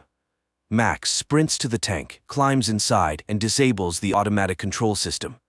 He then informs his friends that he is heading south to find allies and destroy the towers. At the border, the military attempts to stop the tank, and among them, Max recognizes Gaius. Taking him captive, Max breaks through the barricades. On the way, Max tells Gaius about the true situation on this planet, and Gaius becomes convinced of his accuracy when, at the designated time, he is outside the tower's range and does not feel the radiation. Gaius gets angry upon realizing that he has been a puppet of the government all this time, but Max tries to calm him down and reminds him that there are 40 million people like him, and it is for them that he initiated this rebellion. During a stop, residents of the steppes, referred to as mutants, appear near the tank. They behave peacefully and offer food to the travelers. The guys proceed to the ruler of these lands, noting the poverty and destitution of the population. They are told that it is dangerous to live here after the last war, but these people are outcasts with nowhere else to go. Max suggests to their leader, the Duke, to start a rebellion against the unknown fathers, but the mutants are physically and morally too weak to help in the uprising. The mutants propose that the guys seek help from the island empire. However, to do that, they must pass through contaminated lands. So the Duke gifts them an old bomber and the guys take to the sky. During the flight, the bomber is exposed to the radiation from the towers, and Gaius becomes fanatically devoted to Max, obstructing him from piloting. Max struggles to maintain control, and the bomber collides with a tower. Gaius suddenly snaps out of his fanatic state with no recollection of what he had just done. However, their aircraft is shot down by the automated anti-aircraft defense system left over from the previous war. The downed bomber crashes into the sea, but Max and Gaius manage to escape and reach the shore. On the shore, they discover an abandoned submarine, and Max decides to go inside. At the same time, in the city, the prosecutor orders Rada to be brought to him, and his men snatch her off the street. He claims to be Max's friend and shows Rada a recording of his escape. However, she doesn't believe him and refuses to assist the prosecutor in his search for her beloved. Rada is thrown into prison. Meanwhile, Gaius, impatiently waiting for his friend, swims to the submarine where they discover evidence of horrifying experiments conducted on prisoners. The guys reach the control room and view video recordings of mass executions of Gaius's fellow countrymen by the representatives of the island empire whom they were seeking help from. Gaius is horrified by the fact that these monsters could invade his country. It becomes evident that forming an alliance with the empire is not an option. The guys return to the shore, where they are met by a coastal patrol. It turns out that a war has broken out with a neighboring state, and like most of the prisoners, they will be sent to the front. Meanwhile, the Wanderer, desiring to lure Max into his department, engineers Rada's escape. He laments how the war has disrupted all his plans and assigns Fank the task of finding and bringing Max back, confessing that he is afraid of him. At the same time, Max and Gaius are dispatched to the front, where they reunite with Zeph. Their commander turns out to be the captain of the guard, who refuses to hand over the Earthling to the arriving Fank. The guys are sent into battle on old tanks when Fank finally locates Max. However, Max refuses to leave his friends and stuns the officer, tossing him into their tank. The battle commences, but Max directs his vehicle to the other side of the battlefield. Gaius blindly obeys him, influenced by the radiation, and pulls their unconscious friends out, which the captain witnesses. Gaius offers his body as a shield when the captain prepares to execute Max for desertion, but the wounded Max gathers his last strength and kills the commander. Max mourns his friend, but upon hearing Rada's name from the now conscious Fank, agrees to cooperate with the Wanderer. After the battle ends, Max buries Gaius while listening to Fank's proposals. He will have an apartment on the Institute's premises, his car, and freedom of movement. But he will only see Rada once he proves his loyalty to the state. Meanwhile, the prosecutor heads to the Wanderer's department where he deceitfully meets with Max. He proposes that Max overthrow the Unknown Fathers by providing the coordinates of the center that controls the tower system. Upon infiltrating the center, Max must activate special radiation, causing waves of depression, which will subdue all the people in the country, including the military. Then, Max must eliminate the Unknown Fathers. Afterward, he will become the ruler of the state and free Rada, who's in the Wanderer's hands.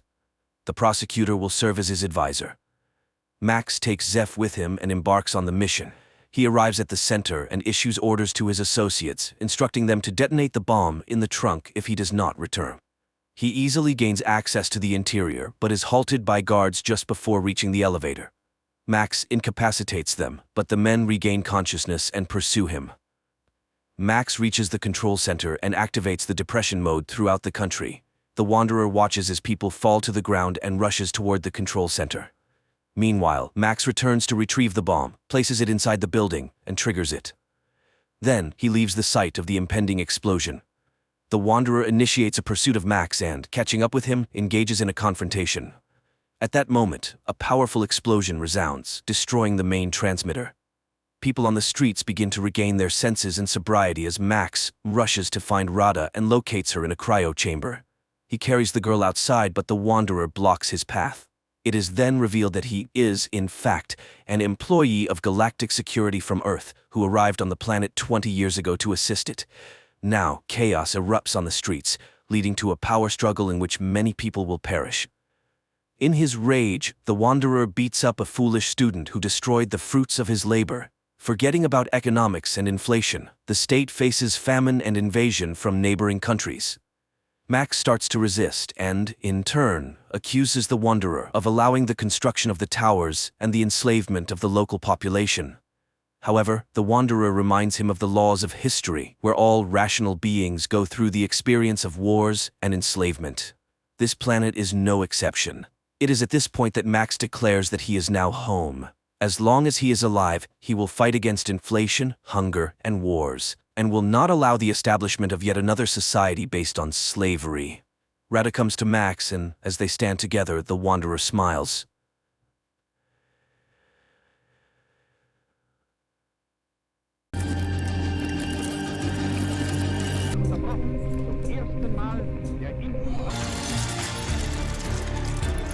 The movie begins in Leningrad in 1940. A young woman named Anya works as a seamstress in a factory where a young machinist, Vasily, who is very serious, notices her and even asks her to introduce him to her only relative, her brother Peter. However, Anya asks for a little more time, and the young man agrees to wait until the next day. But as the girl leaves for her lunch break, he quietly follows her, admiring her. Anya walks down the street, looking at a dirigible hovering above, from which German journalists are filming the city below. At this moment, a tram driven by Peter pulls up to an intersection. Suddenly, Anya realizes that a fast-moving truck is about to crash into the tram, and her brother will likely perish. Frozen in fear, she suddenly emits light waves that lift the truck into the air and throw it away from the intersection. The tram's windows shatter, injuring people, but a major accident is averted. This entire incident is captured on film by the journalists in the dirigible. As the shocked people try to recover, Peter jumps out of the tram, grabs Anya, and quickly takes her away. The girl regains consciousness in their shared room. Peter packs their belongings, urging his sister to flee Leningrad, although she is reluctant since they have already had to move several times due to her supernatural abilities manifesting at the most inappropriate times and attracting the attention of the authorities. Peter asks her to control her powers, but Anya is unable to master them as they are beyond her control. At that moment, representatives of the People's Commissariat for Internal Affairs burst into the room and arrest the siblings. An investigator named Ivan arrives at the scene. He interviews the victims, and one of the women recalls the strange girl standing at the crossroad. Back at the office, Ivan begins interrogating Anya, but she cannot provide any concrete information. She insists it was just an unfortunate accident, and then Ivan shows her photos from their previous residences where strange incidents and destruction occurred, prompting the siblings to move hastily. The investigator is willing to believe she is not a criminal, especially since he has also witnessed something very strange in his life. However, Ivan is unable to elaborate as his superior, Petrov, who turns out to be his father-in-law, takes Anya and leads her to the secret facilities managed by Professor Ilyinsky. The scientist welcomes the girl, explaining that she is special and now they will study her abilities. However, Anya refuses to cooperate until she sees her brother, and Ilyinsky promises to arrange a meeting for them. Meanwhile, Ivan cannot calm down, although Petrov, who is also his father-in-law, demands he forget the incident and focus on other matters. He had already barely managed to suppress his absurd report about an incident in Madrid.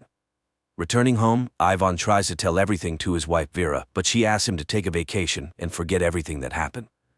The action shifts to 1936. A group of Soviet soldiers, including Ivan, engages in battle with Spanish fascists in Madrid. Suddenly, a man in a strict coat and hat, wearing a strange mask, appears before them. Looking at the soldiers, he utters something incomprehensible, after which Ivan's comrades start shooting themselves one by one. Only Ivan finds the strength to shoot at the man in the mask. The man quickly disappears, leaving Ivan amidst his fallen comrades. The year is 1940. A man in a mask named Neumann and his assistant Katerina arrive in Munich, where the woman meets a Jewish boy named Baruch on the street, who plays chess brilliantly. She offers him a ride with them, noting he can always leave if he does not like their school. An orphan agrees and gets into the car, where Neumann utters several hissing words, causing Baruch to fall asleep instantly. Neumann agrees that the boy is brilliant, but by no means possesses superpowers. However, Katerina is determined to help the boy. Meanwhile, in Moscow, Professor Ilyinsky leads Anya to the laboratory where she will be studied, and fulfilling his promise, brings her to a cell to see her brother. Peter again asks her not to show her abilities, and she promises to write to him. Baruch is brought to an ancient castle owned by Neumann. The boy is laid in a hammock in a hall inhabited by many other teenagers, but when the adults leave, he wakes up and is frightened by the dark silhouettes surrounding him. Back in Moscow, Professor Ilyinsky leads Anya to a separate room, more like a cell, and locks her in there. He then reports to Petrov that he has never seen anything like it. The girl is a scientific discovery, a unique case, to which the chief objects. She is a new weapon. Later, Anya is subjected to various tests, but she shows nothing special. Ivan cannot forget the incident, studying everything related to the strange explosion. The video footage of the accident also reaches Neumann, and he decides to fly to the USSR. There, the man is taken to meet with Professor Ilyinsky. Neumann introduces himself as a worker from the Ahnenerbe organization and immediately determines that the professor is terminally ill. He offers to ease his pain if the professor allows him to speak with Anya.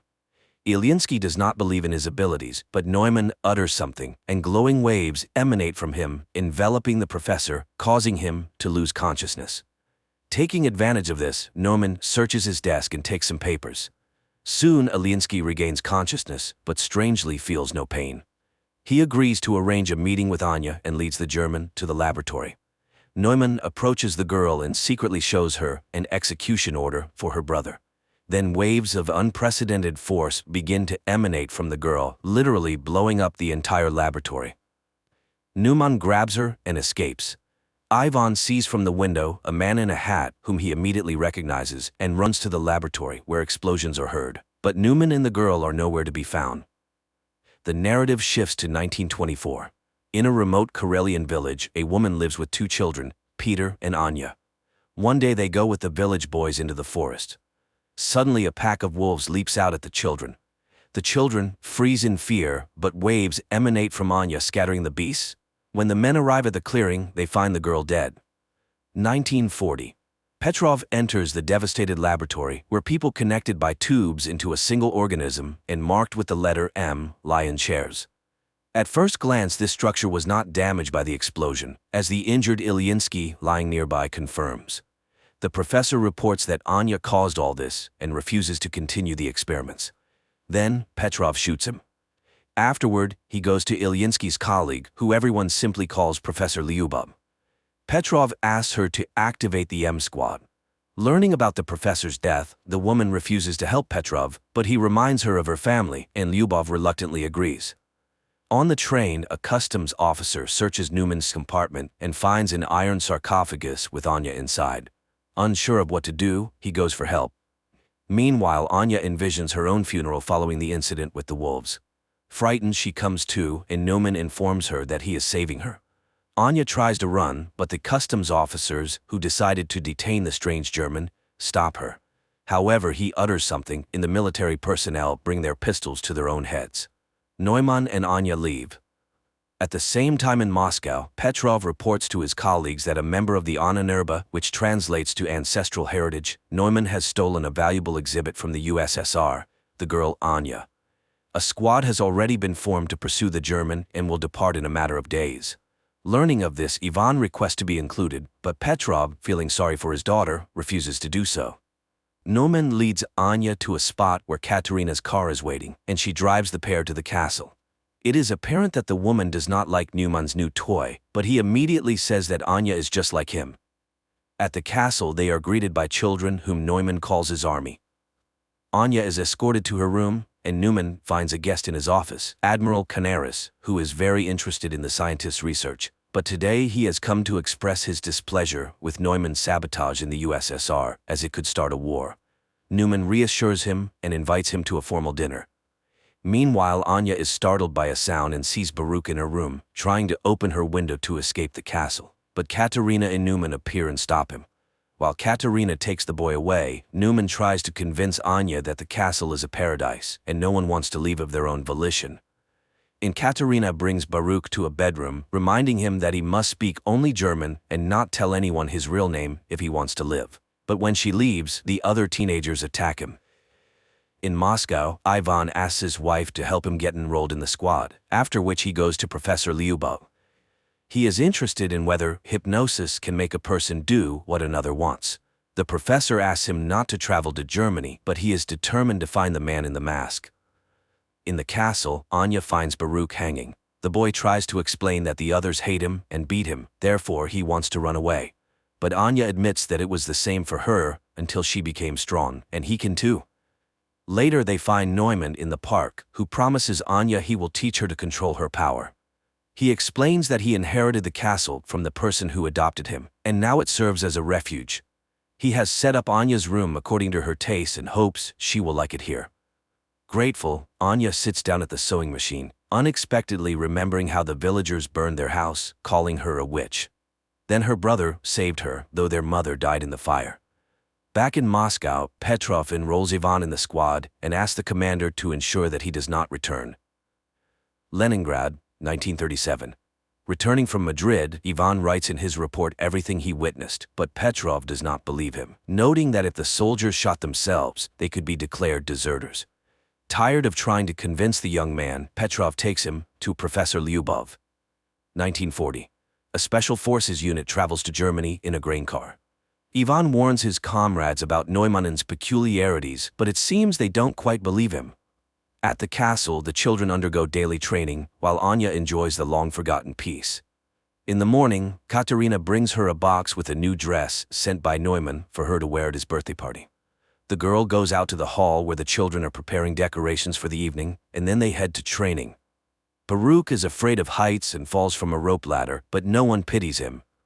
After that, it's time for shooting practice, but the boy throws his pistol down and runs to the local cemetery where Neumann finds him.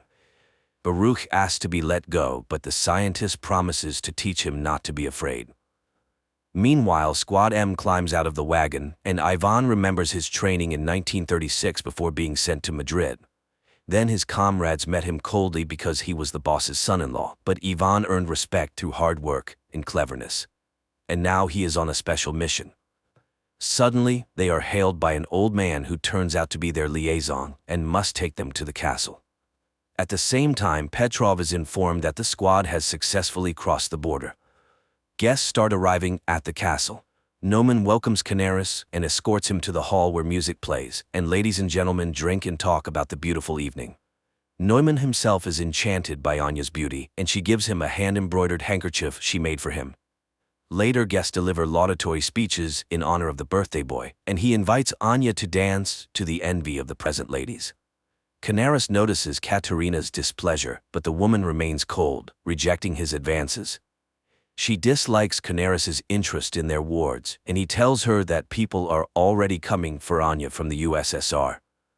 Squad M reaches the forest house of their liaison, who supplies them with weapons and draws a path on a map, but then shots ring out. German soldiers have caught up with the saboteurs. A battle ensues and the Russians win. Later, the commander finishes off the wounded enemies and, unexpectedly for Ivan, shoots the liaison, indicating that they have no orders to return.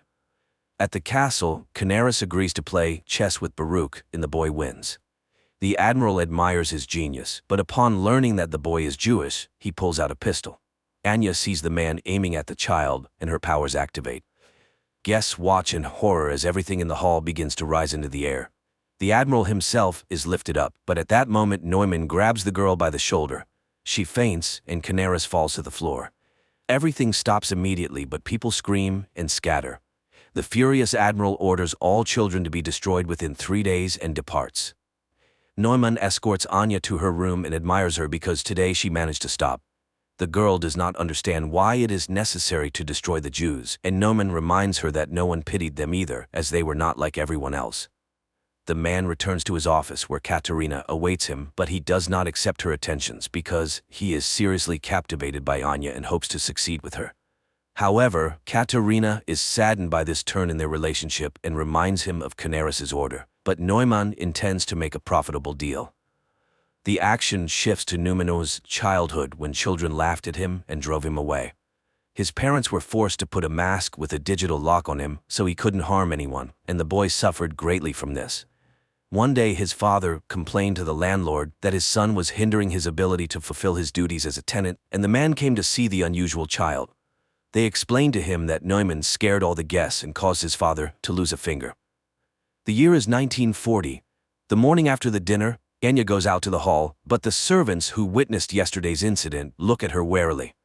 Then the girl goes to the park, where she is met by an armed Katerina, but seeing the guards, she returns to the house. Later, Neumann conducts a meditation for the teenagers, asking Thor to give them strength. Anya sees this and asks for permission to start training. Neumann orders Katerina to stay at the castle and wait for guests, and he takes Anya away. Meanwhile, the squad continues to move through the forest. Soon they find a rubber boat at the prearranged place.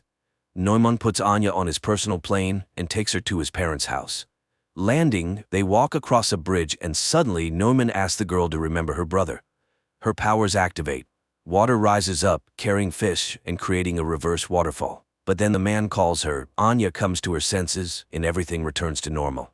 However, now she can use her powers when she needs to.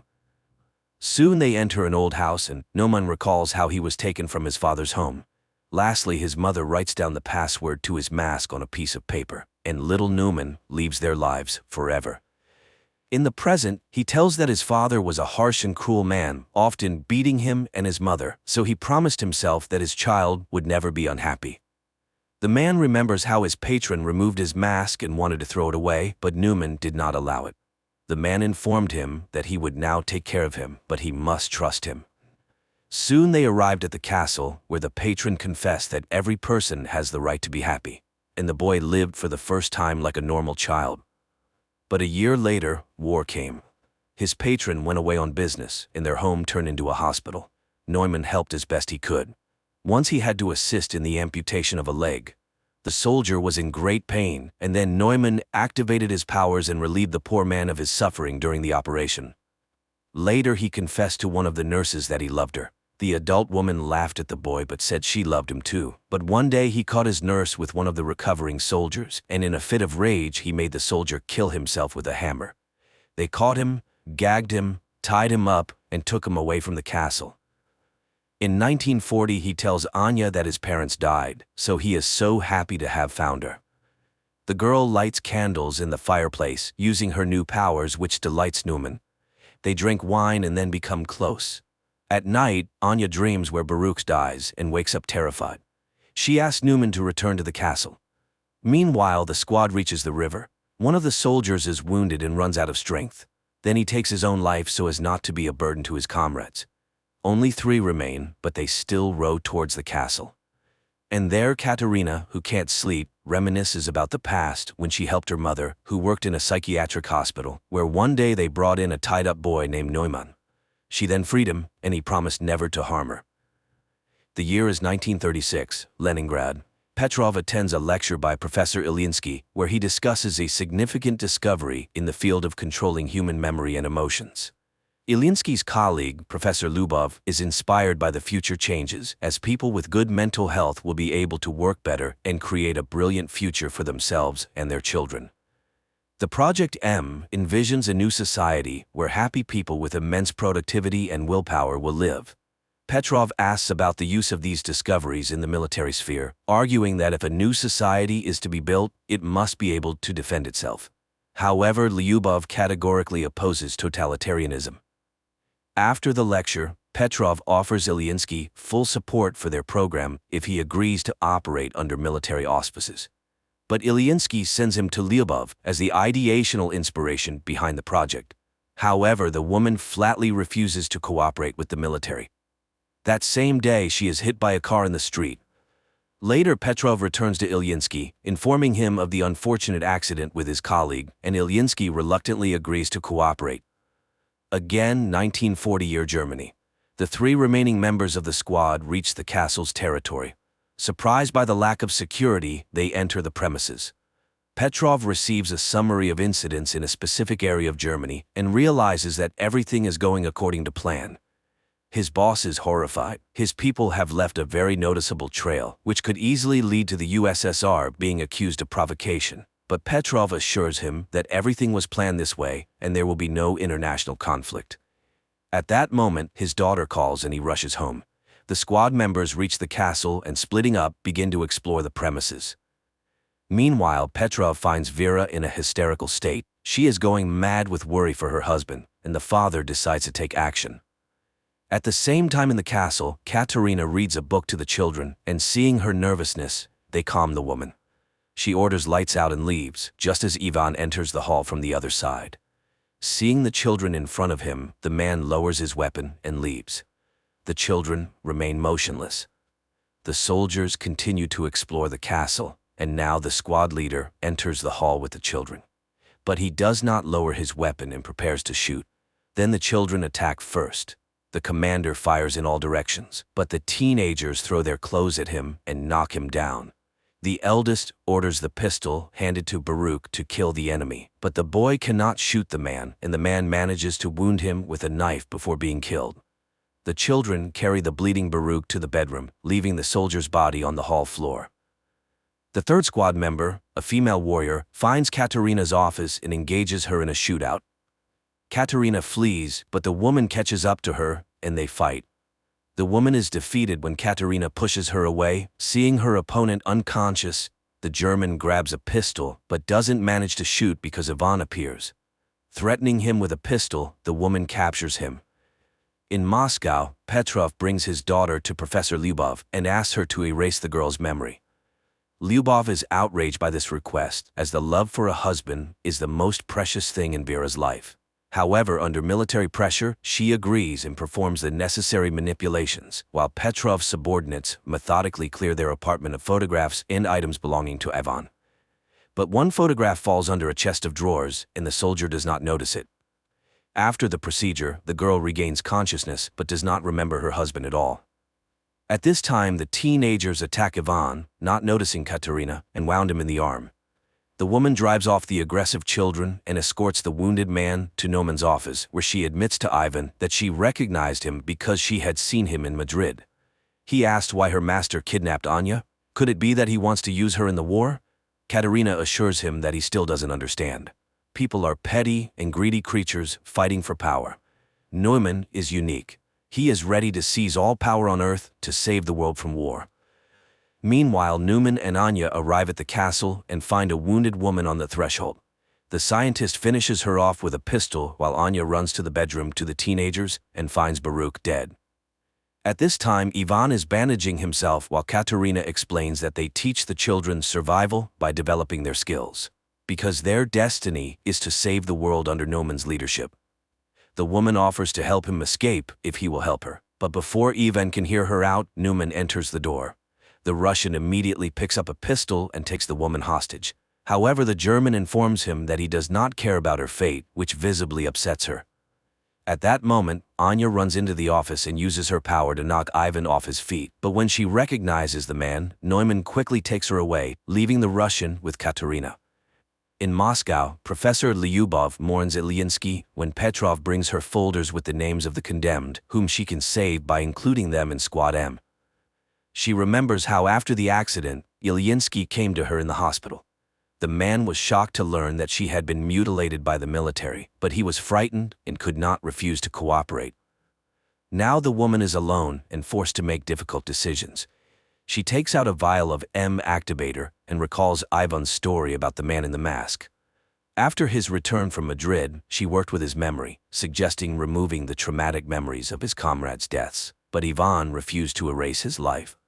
And now the young man is chained in a cell in the castle of the man in the mask. Later, Anya visits him, accusing him of killing Baruch, but the boy denies it, and he is not particularly interested in her fate. He only wants to destroy Neumann because all evil comes from him. He hypnotizes children, turning them into killers. Their conversation is interrupted by Neumann's appearance. After sending Anya away, he thanks the young man for revealing his vulnerability, as he is the only one who could stand up to him. To prove it, the scientist shows the finger shot off by Ivan in Madrid. He too is special, and Neumann really wants the Russian to join his side. Yes, he killed his friends, but it was war. He came to Annenurba to find gifted people. Anya is like him, and they are the future. He asks Ivan to admit why he is immune to his hypnosis. Then Ivan reveals that there is a whole squad like him, Squad M. There are many of them, and they will all be here soon. So Neumann cannot hide. After talking with Ivan, Neumann finds Anya in the castle's backyard. The girl asks him to hand over all affairs to Katerina and to leave this place forever. But Neumann does not want to run because they are extraordinary people, and when they are together they are unbeatable. He asks for her help in defending their new home.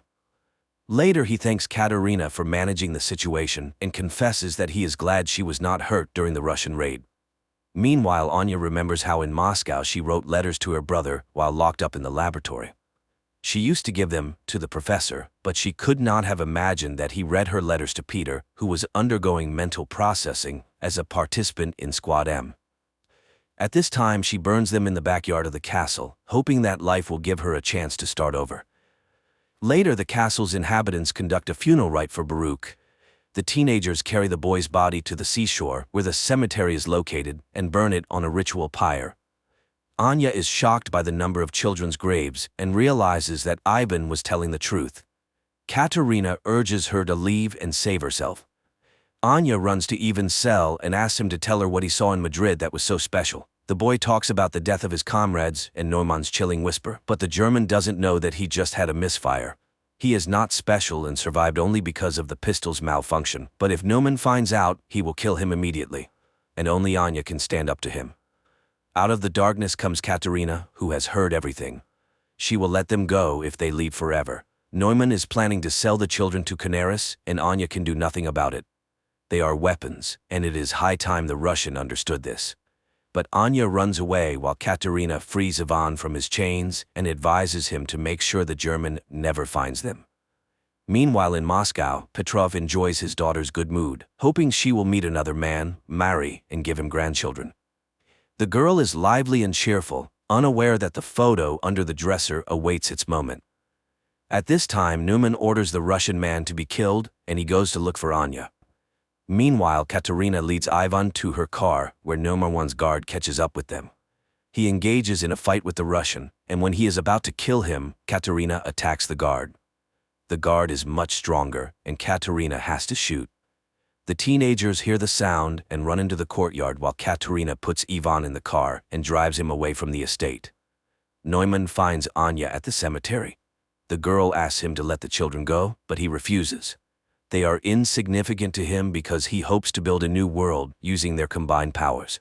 Moreover, they will definitely have a son who will be the strongest and greatest on the planet. Hearing this, Anya wants to leave. Then Neumann sees Katerina's car and realizes what she is about to do.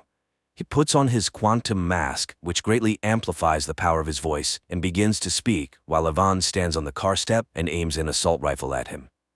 The mask works. Katerina's car loses control and crashes from a high cliff into the water, but Ivan manages to jump from the step and survives. Then, members of the second squad M, who were heading to the castle, covering for the distracting maneuvers of the first squad, open fire on Neumann. But the soldiers are programmed for total destruction, and one of them engages in a fight with Ivan, not realizing he is an ally. The young man has to kill the soldier. Neumann asks Anya to activate her power, and the girl begins to do so when she recognizes one of the soldiers as her brother. Neumann is knocked down by her force, rocks crash from the sky, and the girl runs to Peter, realizing that this time he is indeed dead. Anya's powers activate again when Neumann falls from Ivan's shot. The girl mourns her brother as teenagers appear on the road. Ivan grabs Anya and drags her away while the children pick up Neumann's body and carry it into the castle. The Russians run to the airplane and manage to take off at the last moment. 9 months later, Neumann, who survived the injury, listens to Hitler's speeches and experiments with a new kind of influence on people, broadcasting his voice through radio equipment. Meanwhile, in Anya's native village, a bearded Ivan arrives from the woods as his woman is about to give birth. Pregnant Anya is dragged into the village where women come to help. As the birth proceeds, an announcement about the start of the war with Germany is broadcast from the speakers. Later, surrounded by streams of power, Anya gives birth to a healthy baby boy. Neumann is immediately informed by a fortune-telling girl. Then one of the villagers recognizes Anya and hurries to tell his fellow villagers whom they have just helped. But Ivan stops him when bombers appear in the sky, from which a large number of paratroopers descend. The crew of the spaceship is in cryogenic sleep. Astronaut George Taylor is dictating his final report. Exactly half a year ago by the ship's time, they left Cape Canaveral. Over 7 centuries have passed on Earth during this period. The people who sent them on this journey have long since died, but Taylor has no regrets about what they've done. Everything seems different from here. The flow of time is distorted and space is limitless. The only thing he would like to know is whether humanity, the miracle of the universe that sent him into the sky, continues to wage war. A last glance at the clock. It's March 27, 2673 on Earth. He looks at his comrades and lies down in his place. After a while, the ship makes an emergency landing on an unknown planet and finds itself in the middle of a body of water. The crew wakes up and realizes that they have slept much longer than the calculated time. But the most horrifying shock is the death of the only woman, Stewart. At that moment, water begins to enter the ship. They need to evacuate, especially since the samples showed that the atmosphere is suitable for breathing. Looking at the ship's clock, which is frozen at Earth time, November 25, 3978, the crew abandons the sinking ship. Boarding a life raft, the humans sail to shore, marveling at the grandeur of the surrounding nature. There is no sign of intelligent life anywhere. Taylor reminds them that they are 320 light-years from Earth on an unknown planet in the constellation Orion. It is impossible to determine more precisely as no one has had time to look at the instrument readings. Upon landing on the shore, Taylor takes inventory of what they were able to salvage from the ship. A pistol, 20 rounds of ammunition, a first aid kit, and a 3-day supply of food and water. The only question now is how long is a day here? They are discussing the strange death of Stewart, apparently caused by depressurization. It seems they were flying for 18 months, while on Earth it has been about 2,000 years. There is no hope of returning, and time has erased everything they knew. Therefore, they need to start studying this planet. Analysis show that nothing can grow here as there is very little carbon dioxide. But there is nothing dangerous to human health either. They have 72 hours left until they run out of food. Landon sets up a small flag of the United States of America on the shore, and the astronauts set off on their journey. The surroundings are strange and wild, bizarre rocks and lifeless canyons. The people almost get trapped under landslides several times. Thunderbolts light up the sky without bringing rain, and the sky itself is covered with clouds with no satellites or landmarks. One thing they know for sure, there's a time gap between them and Earth. Their loved ones died 20 centuries ago. Even if they returned, no one would remember them. Taylor urges his comrades on. Why did they embark on this flight? Was it for fame, new knowledge, or the opportunity to live longer? But now they have lived much longer than any other human on Earth. Only Taylor set out on this journey because he's a dreamer. He is confident that there must be something better than humans in the universe. At that moment, Dodge calls out to them. He has found life. A barely noticeable green shoot has sprouted from rocky desert. This means there are plants here and they need to find them. The group continues forward.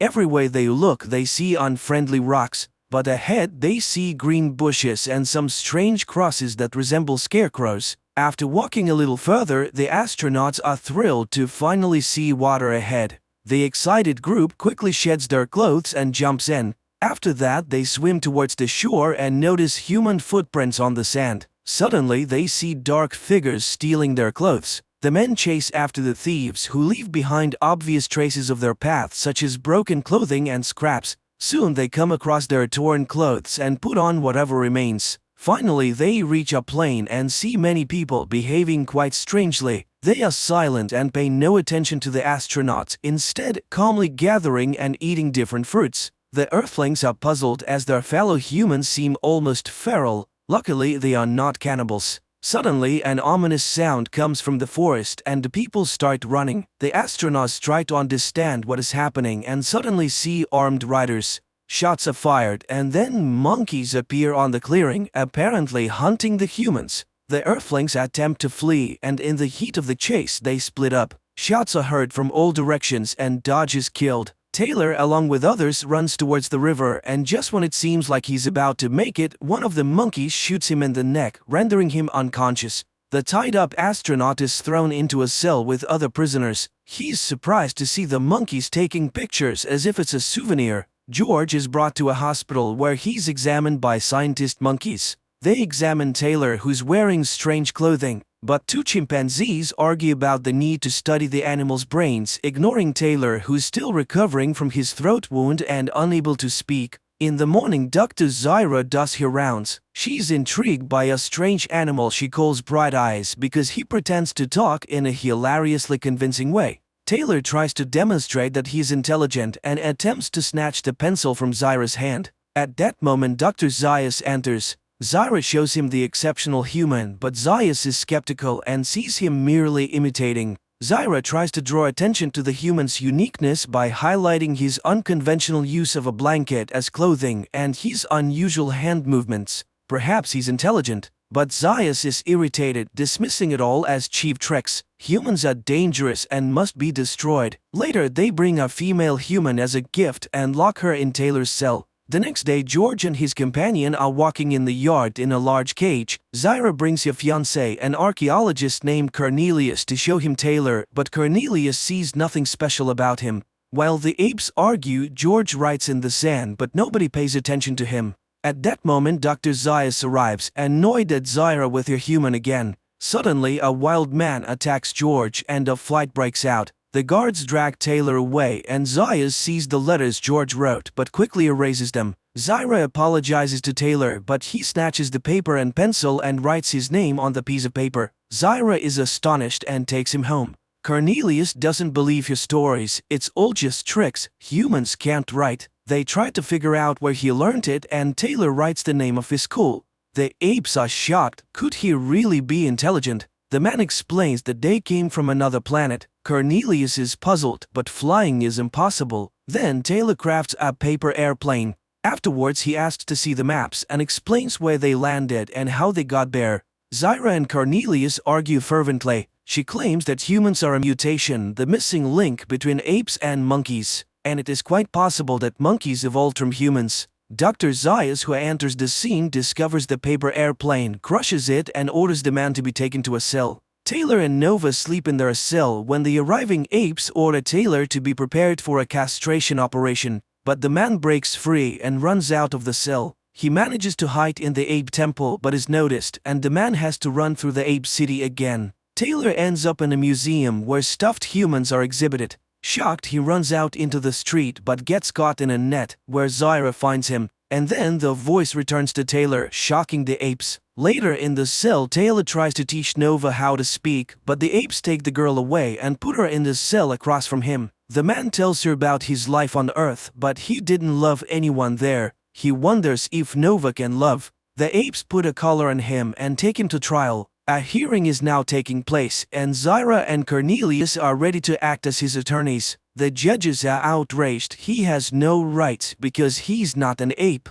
But then what is he being tried for? The court gives a continuance to his lawyers, but Taylor intends to defend himself. A theologian scientist is called to testify, trying to prove the man's irrationality, as he does not know the answers to the simplest questions. But Taylor cannot know them as he has not studied their culture. A person is prohibited from speaking, so he writes his statement and submits it to the court. Cornelius reads that Taylor is a space explorer and arrived from another planet, but the apes do not believe him. They demand to bring the people captured with him. And Taylor sees Landon, but he does not recognize his friend, and the scar is found on his head. George realizes that Dr. Zaius destroyed the man's brain. George is dragged back to the court. And then Cornelius defends Taylor. He did not lie when he said he came from the Forbidden Zone. He described it very accurately, and Cornelius himself was there, and he found traces of ancient ape culture. Zyra continues the defense. If he did not come from another planet, he was born on this one. She found no reason why people cannot speak.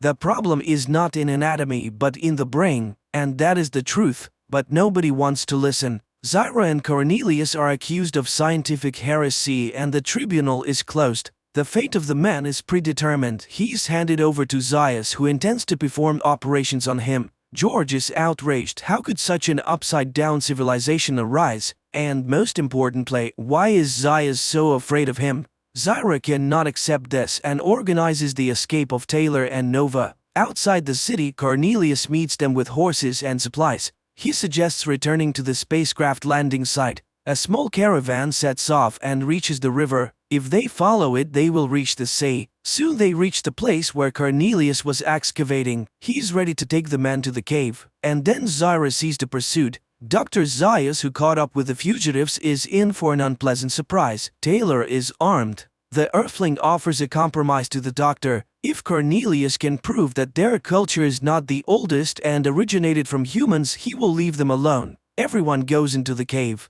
While Cornelius shows off his findings, Taylor discovers spare parts of a human, a dental plate, glasses, and a heart valve. But the main discovery is a human doll that says the word mama. Zaius tries to find a reasonable explanation when gunshots are heard outside. Everyone rushes to the exit. It's the makeshift doctors who, unable to keep their words, have attacked the fugitives' escorts. Taylor takes Dr. Zaius hostage and orders everyone to leave. Taylor will release him in exchange for a horse, food, and water for him and his woman. But before leaving, he asks the doctor why he always feared him, and he answers because he's a man, and that his ancestors are to blame for the lifeless Forbidden Lands, for he is the lowest and most treacherous beast. The people leave, and the doctor orders the cave to be blown up and Zyra and Cornelius to be arrested. He saves the future of his people. Taylor and Nova ride along the beach. Suddenly, the man jumps off the horse in horror. He has returned, and they did it after all. They blew them all up and destroyed civilization, let them burn in hell. Nova looks at Taylor in fear. She doesn't understand what is before her, the upper part of the Statue of Liberty rising on the ocean shore. The film is based on the book by French writer Pierre Boulle, who considered his novel one of his least successful works and therefore had serious doubts about its success on the big screen. But in the end, the film ranked 350th on Empire's magazine's list of the 500 greatest films.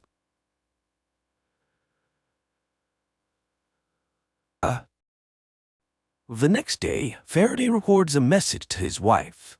He explains that on Earth they would be called a family, and their children would be real children and not dolls. It seems as though he's beginning to understand what emotions are.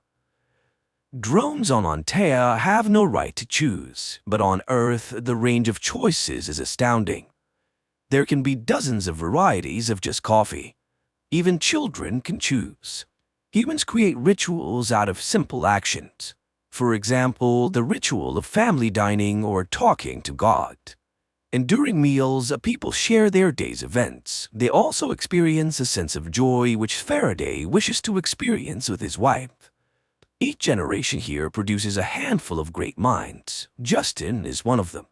The number of emotions experienced by people in a day is absurd. And everyone around Faraday lives in fear of some kind. The fear of failure leads Clay to meet with Finch. After a tough conversation, he still pleads for another week, as Faraday was almost done building the device. Faraday then continues to explain that on Earth, everyone has their own self, but on Antea, they're born either as knowers or drones, but here everyone creates themselves. And people also believe in something higher, that is, in God. One day, Josiah suddenly cuts off a conversation about synthesis and leaves the table, and this marks the beginning of his changes. Then a man plays a jazz record explaining what it is and how it originated. While improvisation was inexplicable, Faraday tries to explain it to his wife. Meanwhile, Elizabeth tells Clay that the signal in the tornado came from somewhere in Southeast Asia. Also, the stewardess on the plane, Faraday, was posted about it afterwards. After seeing Clay off, Elizabeth calls someone on the phone and asks for a meeting.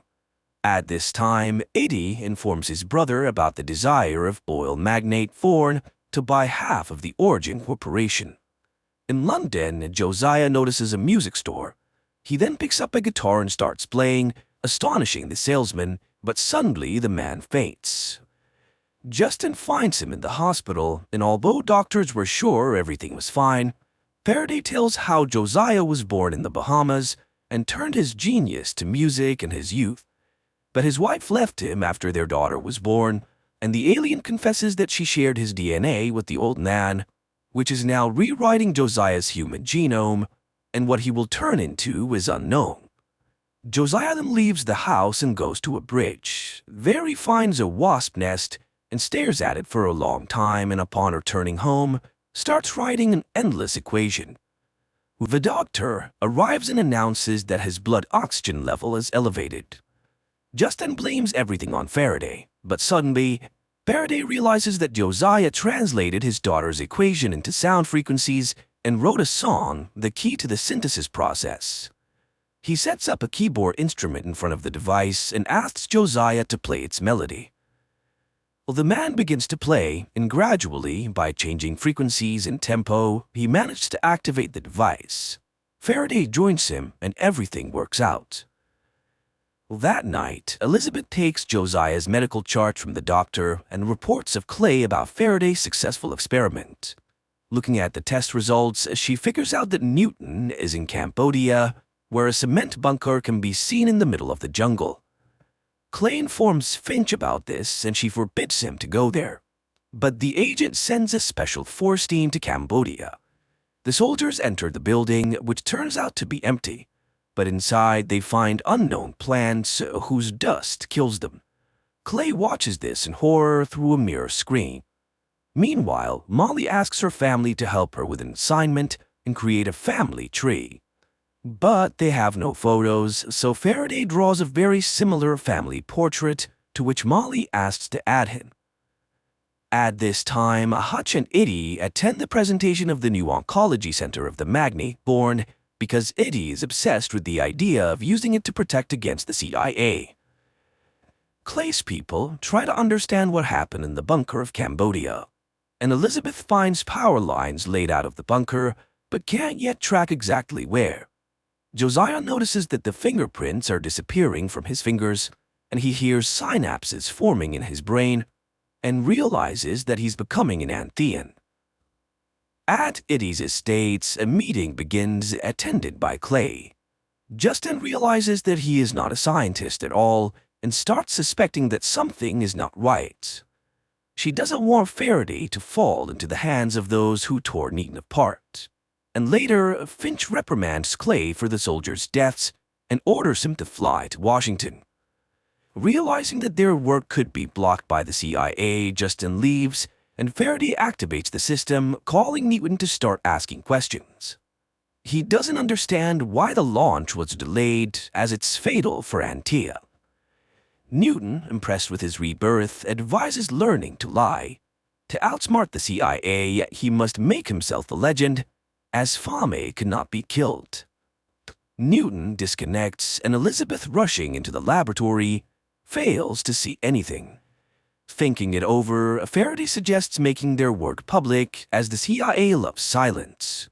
Hutch arranges a meeting with a journalist friend, and Faraday talks about a new energy source and the CIA's threat to freeze the project. Eddie learns that a man named Clay emerged from a witness protection program. Clay at the moment tries to explain himself to a committee and shows an order signed by Finch and talks about the tape of Newton's interrogation. The woman is shocked, as she did not expect much treachery from her protege. Clay gets a permission to continue the case. Elizabeth shows Justin camera footage from Cambodia, but Newton was not there, even though the bunker was sending a signal to space. Apparently, the alien was talking to his people and warns that Clay will never allow the machine to be taken unless they catch Newton. Justin tells Faraday about the soldiers' deaths, but he doesn't believe that Newton could have killed people. That night, Clay comes to Eddie and tells her that he and his mother came to America from Russia, but the woman turned out to be a terrorist. She blew up the building where she worked, abandoning her son to fate. That's when Finch found and adopted him. And he doesn't know where his real mom is now. And he destroyed his foster mother today, and meanwhile, Faraday also finds the Cambodian recordings and hears Newton's signal to Antea. He admits to Justin that Newton deceived everyone, and he never intended to return home because he wanted to bring the Antheans here. But he, Faraday, promises to do everything to save Earth. Newton transmits the signals intercepted by the CIA, but they cannot decrypt them. Justin is sure that the machine will still be taken, so she asks her friend to take Molly away. They then rush to the laboratory, and Elizabeth immediately reports this to Clay. Faraday dismantles the machine, gives the core to Justin, orders her and Josiah to leave, and stays in the laboratory. The pair barely manage to avoid Clay and his henchmen, and agents burst into the laboratory where they are met by Faraday. But after driving away, Justin decides to return for the alien, and in the laboratory, Faraday, seeing the agents, detonates a gas cylinder. Later, a stunned Clay sees Josiah carrying Faraday away, but is unable to stop it. Faraday regains consciousness and names Mary's phone number. Justin calls her and drives to the monastery. The sister immediately orders the preparation of the operating room and instructs to hide the device. It turns out that Faraday lost a lot of blood, but first the bullet must be removed. When Mary cuts the skin, strange tentacles jump out of the alien's body, frightening the sisters. But Mary assures them that he is an angel. Hutch receives an offer to sell his part of Origin for a large sum. Although he doesn't understand why Magnate Thorne would want a blown-up laboratory, he agrees. In the monastery, Mary sets up women on lookout posts, and Josiah announces that he's ready to give his blood to Faraday, convincing the sisters that he's a Nephilim, a half-angel, half-human. Clay's people search Justin's house, and Elizabeth finds a clue, but reports it to her mysterious contacts. At the time in the monastery, Mary confesses to Justin that she got Newton addicted to alcohol, thus ruining his life. Therefore, she asked Justin to do everything to save Faraday as she loves him, although she doesn't yet realize it. In the meantime, Clay's assistant traces a call from Justin and the agents and learns their location. Mary begins a blood transfusion operation from Josiah to Faraday. Clay's agents rush to the monastery, while Elizabeth warns someone that the alien has been found. Meanwhile, to buy time to complete the operation, the sisters and Mary arm themselves and fend off against the agents. A shootout begins, and Clay demands the surrender of the alien, but the sisters stand their ground. However, they run out of bullets and Mary orders everyone to run while she kneels at the altar. There, Clay finds her and the woman asks him to say his real name, and he admits that he is Ivan. But the nun corrects him, as his real name is Judas, and the agent shoots her. Hearing the shot, Justin goes into the room and encounters Clay. He orders Faraday, Justin, and the device to be taken, leaving the old man behind. Mary regains consciousness and crawls to the operating room with her last strength. She reaches Josiah's hand and dies happily. Justin's friend and Molly fall into the hands of unknown people. At the same time, Elizabeth warns Clay that they don't have the algorithm to activate the core, and he reports that he has interrogation experience. The alien and Justin are brought to a demolished laboratory and tied to chairs. Seeing Justin being beaten, Faraday confesses that the recorded signal from the tornado is an order for the remaining Antaeans to prepare for flight to Earth. Clay takes Justin to another room and orders Elizabeth to guard while he deals with Faraday. The agents start torturing and demanding to confess when and how the aliens will arrive. Elizabeth asks Justin for the algorithm, but Justin remembers how the girl betrayed her family. She allowed Clay to kill in the monastery, so how is she any better than him? Clay continues the torture, but it had no effect on the alien. And instead, Faraday manages to enrage Clay, claiming that it was Finch who used him and not the other way around. The agent orders water torture, but it turns out to be a gift for Faraday as he loves the water. Then Elizabeth remembers about the X-ray, and it truly causes Faraday pain, and he starts screaming, which Justin hears. Suddenly, Watt appears before Faraday and advises him to make something up for Clay. Elizabeth notices this and realizes that the alien is losing his mind. Watt, meanwhile, suggests to Faraday that Clay had two families. The alien starts seeing that one family abandoned the boy and the other he betrayed himself. This turns out to be the boy's eternal pain, and Clay gets angry and shoots Faraday in the leg. Visions of Antea, his family, and the flight flash before the alien, and he gives Clay a vision about the imminent arrival of a ship prepared by Newton. The synthesis machine is the ship's engine, but without Faraday it won't work, and the alien offers Clay to play Russian roulette. And this is because he can entrust synthesis only to someone who won't hesitate to sacrifice themselves for progress. Faraday tells Clay about his biological mother's dossier, which he found on the internet. He'll say where she is if Clay loads a bullet, spins the chamber, and pulls the trigger. The agent will have a chance to ask 5 questions, and if he survives, Faraday will give him the synthesis. The agent agrees to the terms, and they start the game of Russian roulette. Clay asks about the world of Antea. Faraday tells, and the agent pulls the trigger, and he survives. Finally, they get to the main question for Clay about his mother, and the alien confesses that everything with his biological mother was planned and executed by Finch. She was part of a team working on Newton, and she deliberately deprived the boy of his family and took away his name. Clay, driven mad, points the gun at Faraday, but Elizabeth, who enters, shoots first, killing the agent, and she contacts someone and reports that she has Faraday and Justin, and soon people from oil magnate Thorne arrive at the bunker. Molly has been with them for a long time and is safe, and Josiah is also alive, but his illness has returned.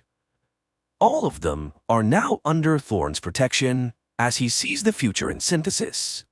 The people are taken to meet the magnate, and in a vine-covered cave where Buddhist monks sit on the floor, they meet Newton. Faraday recalls how on Antea the knowers took seeds from him that was supposed to sprout on Earth. In the present, Faraday expresses outrage over his dissection, but Newton draws attention to the surrounding vegetation. He had given the monks Antea seeds in exchange for shelter and permission to observe their prayers. This area is a complete magnetic anomaly, which is why satellites see nothing and the CIA cannot find him. Therefore, no one could spot the huge spaceship that Newton built. He shows the ship to Faraday, who realizes that only the knowers should come to Earth. Faraday's shocked because it was the knowers who made all the decisions that led to Antaea's demise. And the drones just followed their orders. But now it's the knowers who must perish. Justin also realizes that after the arrival of the knowers, humans will become drones, and after all, the reborn Josiah stopped experiencing emotions and began to prioritize efficiency over love. Newton insists that only the merging of races will give Earth a chance to survive, but Justin is adamantly against it. She refuses to unlock the device algorithm, which she altered before fleeing the laboratory. She leaves and Newton forces his student to learn the algorithm, as he's destined to be the one who will greet the aliens on Earth and prevent their killing. This is because he will become a legend after becoming the head of the Origin Corporation. Faraday demands to take his family on the ship, but Newton advises forgetting about them and staying Justin. He doesn't want to see drones on Earth. Faraday was wrongly classified as a servant because he always asks questions. Faraday finds Justin, who's disappointed in him, and demands to be taken home, but he couldn't do that until he learns the algorithm. He confesses that it was she and her family who taught him to love. Justin gives in and goes home, and they again live in their old house. Josiah's illness has returned, and the woman is disappointed, but her father reminds her of faith, which will help them endure everything. 3 months later, Elizabeth visits Justin, and the woman confesses that she betrayed them for money. But now the CIA will take revenge on her and sooner or later kill her. But before that, they will take Faraday, and Elizabeth gives her cross to Justin and asks her for forgiveness, and Justin reveals to her Thorne's identity. Later, she accidentally finds Faraday's device, which alerts her to an approaching tornado. Justin follows its directions and enters the hurricane's eye. Meanwhile, news reports broadcast a man ready to share a new type of energy with the world. In the evening, in a huge theater, Faraday appears on stage and he begins to talk about everything that happened. Simultaneously, agents head to Justin and Hutch's home. At the theater, a sniper targets Faraday, but he pulls out the synthesis box, forcing the sniper to stop. Faraday is brought to Finch, and he refuses to answer until he sees Justin and Hutch. Although Finch is sure that she is one, the couple is brought in. Then Faraday reminds them that the controlling stake in the new enterprise now belongs to Justin and Hutch, and without their consent, no one can do anything with the device. Faraday will fly to Antaea and bring back the remaining people of his planet to Earth. Finch threatens all three with imprisonment, and in response, Faraday announces that in 12 hours, the blueprints for quantum synthesis will appear on the internet, and people will get it for free, and the USA will no longer be the world's owner.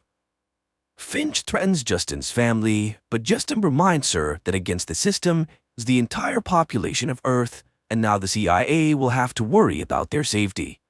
Later, Faraday comes to Newton, who admits that he's proud of him.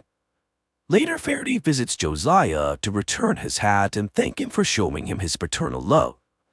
He says goodbye to Molly, teaching her Antaean gestures, and she gives him a logo figurine. The hardest moment for him arrives saying goodbye to Justin, and he will bring his family there, although they might not recognize him now. But the woman is sure that everything will be as it should be. Faraday prepares for departure, while Molly and Justin planned Antaea's siege near their house. And at night, they watch the launch from a distant star. At times very naive, at times deep and subtle, with philosophy, with reflections on family values, but overall, lovers of science fiction should really enjoy it.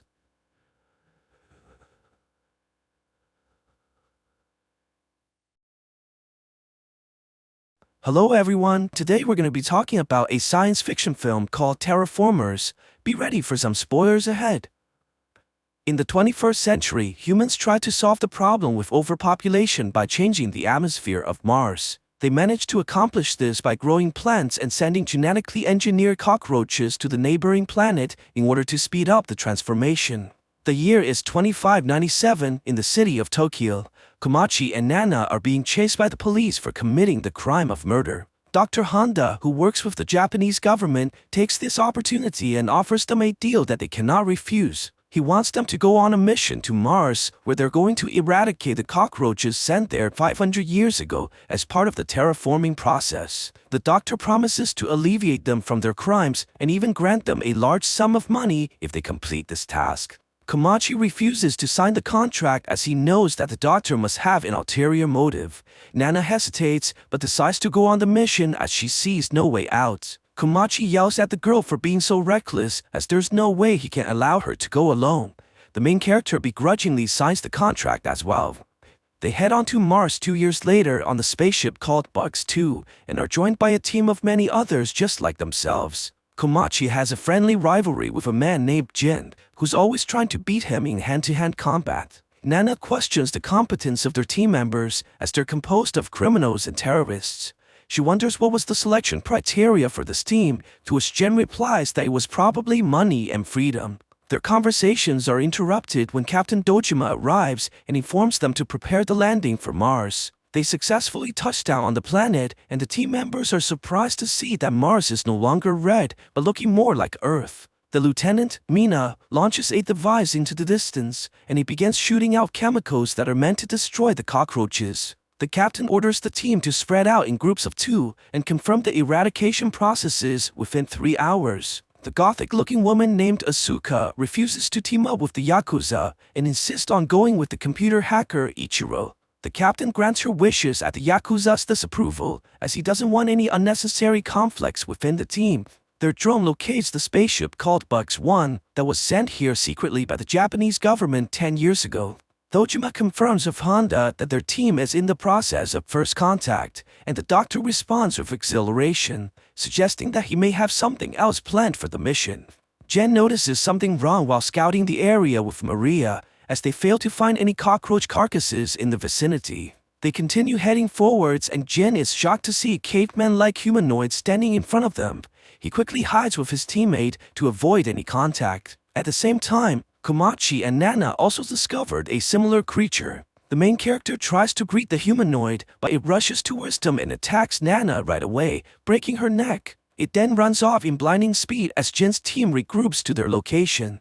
He tells Komachi that other members have also encountered the creatures and Asuka was killed in the process. They head back to the ship and questions the captain, who apparently knew about the monsters from the very beginning, though was ordered to keep quiet by the doctor. He explains that these creatures were sent here 500 years ago, but evolved very quickly due to the abundance of radiation. The doctor appears as a hologram and explains to his team that they had nothing to worry about, as he prepared injections that can grant them superpowers derived from the insects. They'll have unique powers individually, as the injections are made to enhance their DNAs. Osako suggests that they leave Mars immediately, as it's obviously too dangerous to stay here. The terraformers begin approaching their ship, and one of their teammates, Lee, volunteers to fight the monster. He heads outside as the sandstorm approaches and injects himself with the insect's DNA. A mutation occurs rapidly inside the man's body, and he transforms into an insect hybrid. His mutation is based on the brown beetle, which is capable of shooting out flames by combining chemicals in their body. Lee begins attacking the cockroach, knocking it back with a fury of kicks.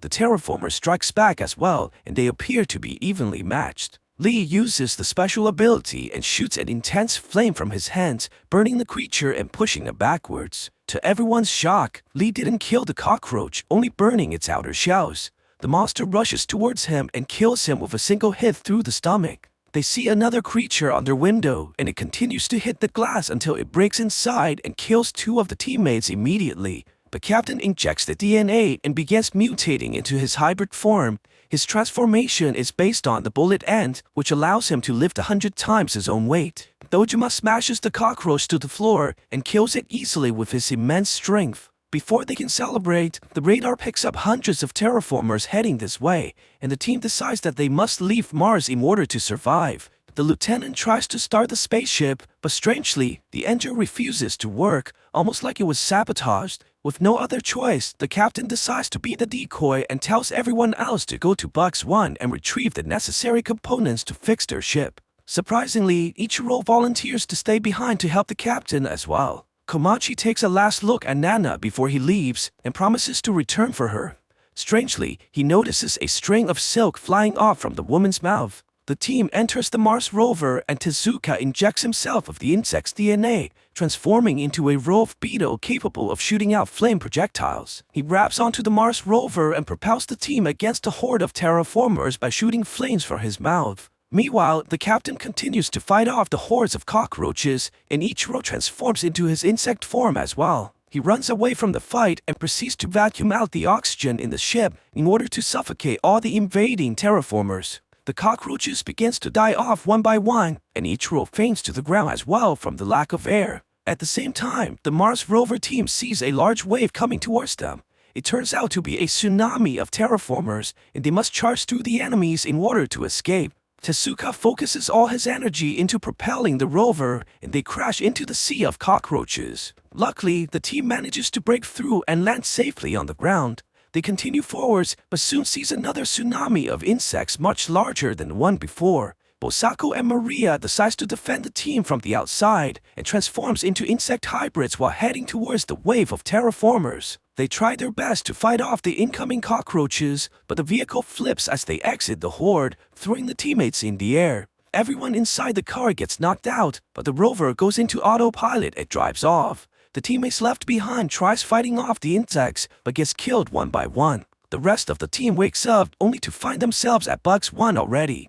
Komachi tries looking for the other teammates, but the Yakuza thinks that they are the only survivors. They head into the spaceship, while two of them stands guard outside. Mina tries running a diagnostic on Bugs 1, only to see that it's somehow transmitting data towards Earth. The group hears gunshots from the outside and rushes towards their teammates, only to find them lying dead on the ground. Apparently, the terraformers have learned how to use weapons and kill the two standing guard with the guns from Bugs 1. Komachi injects himself with the DNA and transforms into a giant hornet with amazing battle powers. He attacks the cockroaches with devastating blows as he punches holes into their bodies. Jen's mutation turns him into a desert locust that can jump 90 stories in a single leap. He's able to decapitate numerous enemies using his kicks alone. Mina transforms into a praying mantis and slashes the insects into pieces. The team quickly overwhelms the cockroaches and destroys them with little effort. On the other side, Dr. Honda talks to one of the terraformers who's able to speak unlike the others. It goes to Bugs 2 and turns on the oxygen while pointing a gun at the captain who's lying on the floor, exhausted from the fights. Suddenly, the cockroach gets opened up from the inside and Asuka emerges from its body. It turns out that her transformation is based on the emerald cockroach wasp, who has the ability to control the minds of cockroaches and wear their exoskeleton as disguise. Instead of dying from the earlier attacks, she was able to manipulate the insects into killing each other. She quickly dries her face from the sticky white liquids and proceeds to shoot the captain multiple times. Asuka pours water onto Ichiro, whose transformation is the Asian chironomid. He can survive in almost any condition and only requires water to reactivate his cells. They turn out to be working on a secret mission for the doctor, and Ichiro was the one who sabotaged the flight system on Bugs 2. The doctor ordered them to bring the eggs from the terraformers back to Earth no matter the cost. Komachi and his team hears the Bugs 2 engine from afar, and the doctor explains that their plan was never to simply exterminate the cockroaches from Mars. He plans on retrieving more genetic materials from the insects in order to make better hybrid soldiers for the Japanese government, which no doubt will make the country become a superpower. They are put on this planet mostly as test subjects, and their fight with the terraformers are recorded as valuable research data. In fact, they were only able to create the insect hybrids because Bugs 1 was able to retrieve a carcass from the cockroaches. While Ichiro and Asuka plans to take off from Mars, the eggs hatch prematurely and produces two evolved terraformers. Asuka charges in and stings them with her claws, trying to control their minds, but their evolution has granted them immunity to her powers, and they proceed to kill her by punching through her stomach. The spaceship takes off into the air, heading for Earth, while the new terraformers call for help from their brethren. The cockroaches from the ground opens up their wings and flies towards the spaceship, causing it to stall and malfunction while guiding it back onto the planet right beside Bugs 1. The evolved cockroaches surrounds the team with their armies of insects and orders them to attack. Komachi and his team transforms and fights off the enemies with everything they have. They manage to defeat many of the terraformers, but runs into trouble when facing the two evolved ones that show amazing battle powers similar to human fighters. Mina tries attacking one of them, but gets her arm ripped off and killed in an instant. Seeing his friend being destroyed like nothing, Jin injects himself with his second dose of mutation, causing the transformation to progress even further, increasing his powers. Komachi injects himself again as well, and the two continues to destroy the enemies with their heightened abilities. After killing many of the terraformers with his kicks, Jin jumps into the air and injects himself a third time, causing wings to grow from his back. The army of cockroaches flies towards him and fights him in the air, but they're no match for the human hybrid and gets destroyed into pieces. They continue to fight against the creatures waves after waves, and eventually slows down as their fatigue becomes more apparent. Jin understands that they must destroy the leaders and injects himself with multiple doses of mutations, causing his body to spike in power, but also making the transformation permanent. He takes this opportunity and attacks the evolved cockroach with a devastating kick and kills him by knocking his head off. Jin falls down soon after as he exhausted all his reserves. Komachi tries to defend him against the remaining leader, but gets defeated easily and gravely wounded. Just when they're about to be finished off, the evolved cockroach notices something from behind and pulls back his attack. A glowy moth-like creature flies towards the insects while dropping sparkles of dust in the air. It turns out that Nana's body has evolved into her final form in order to aid her teammates against the terraformers. She flies towards the cockroaches and continues to drop the glowing dusts. Jin realizes that these are miniature bombs, while the terraformers looks at it with intrigue and confusion. Komachi flies towards Nana, trying to save her from the battle, but Jin tells him that she's been dead a long time ago. One of the cockroaches fires at Nana, which causes a chain reaction of explosions. Jin rushes towards his friend and saves him from the explosions in the last minute, while Komachi cries, seeing the woman he loves buried inside the flames.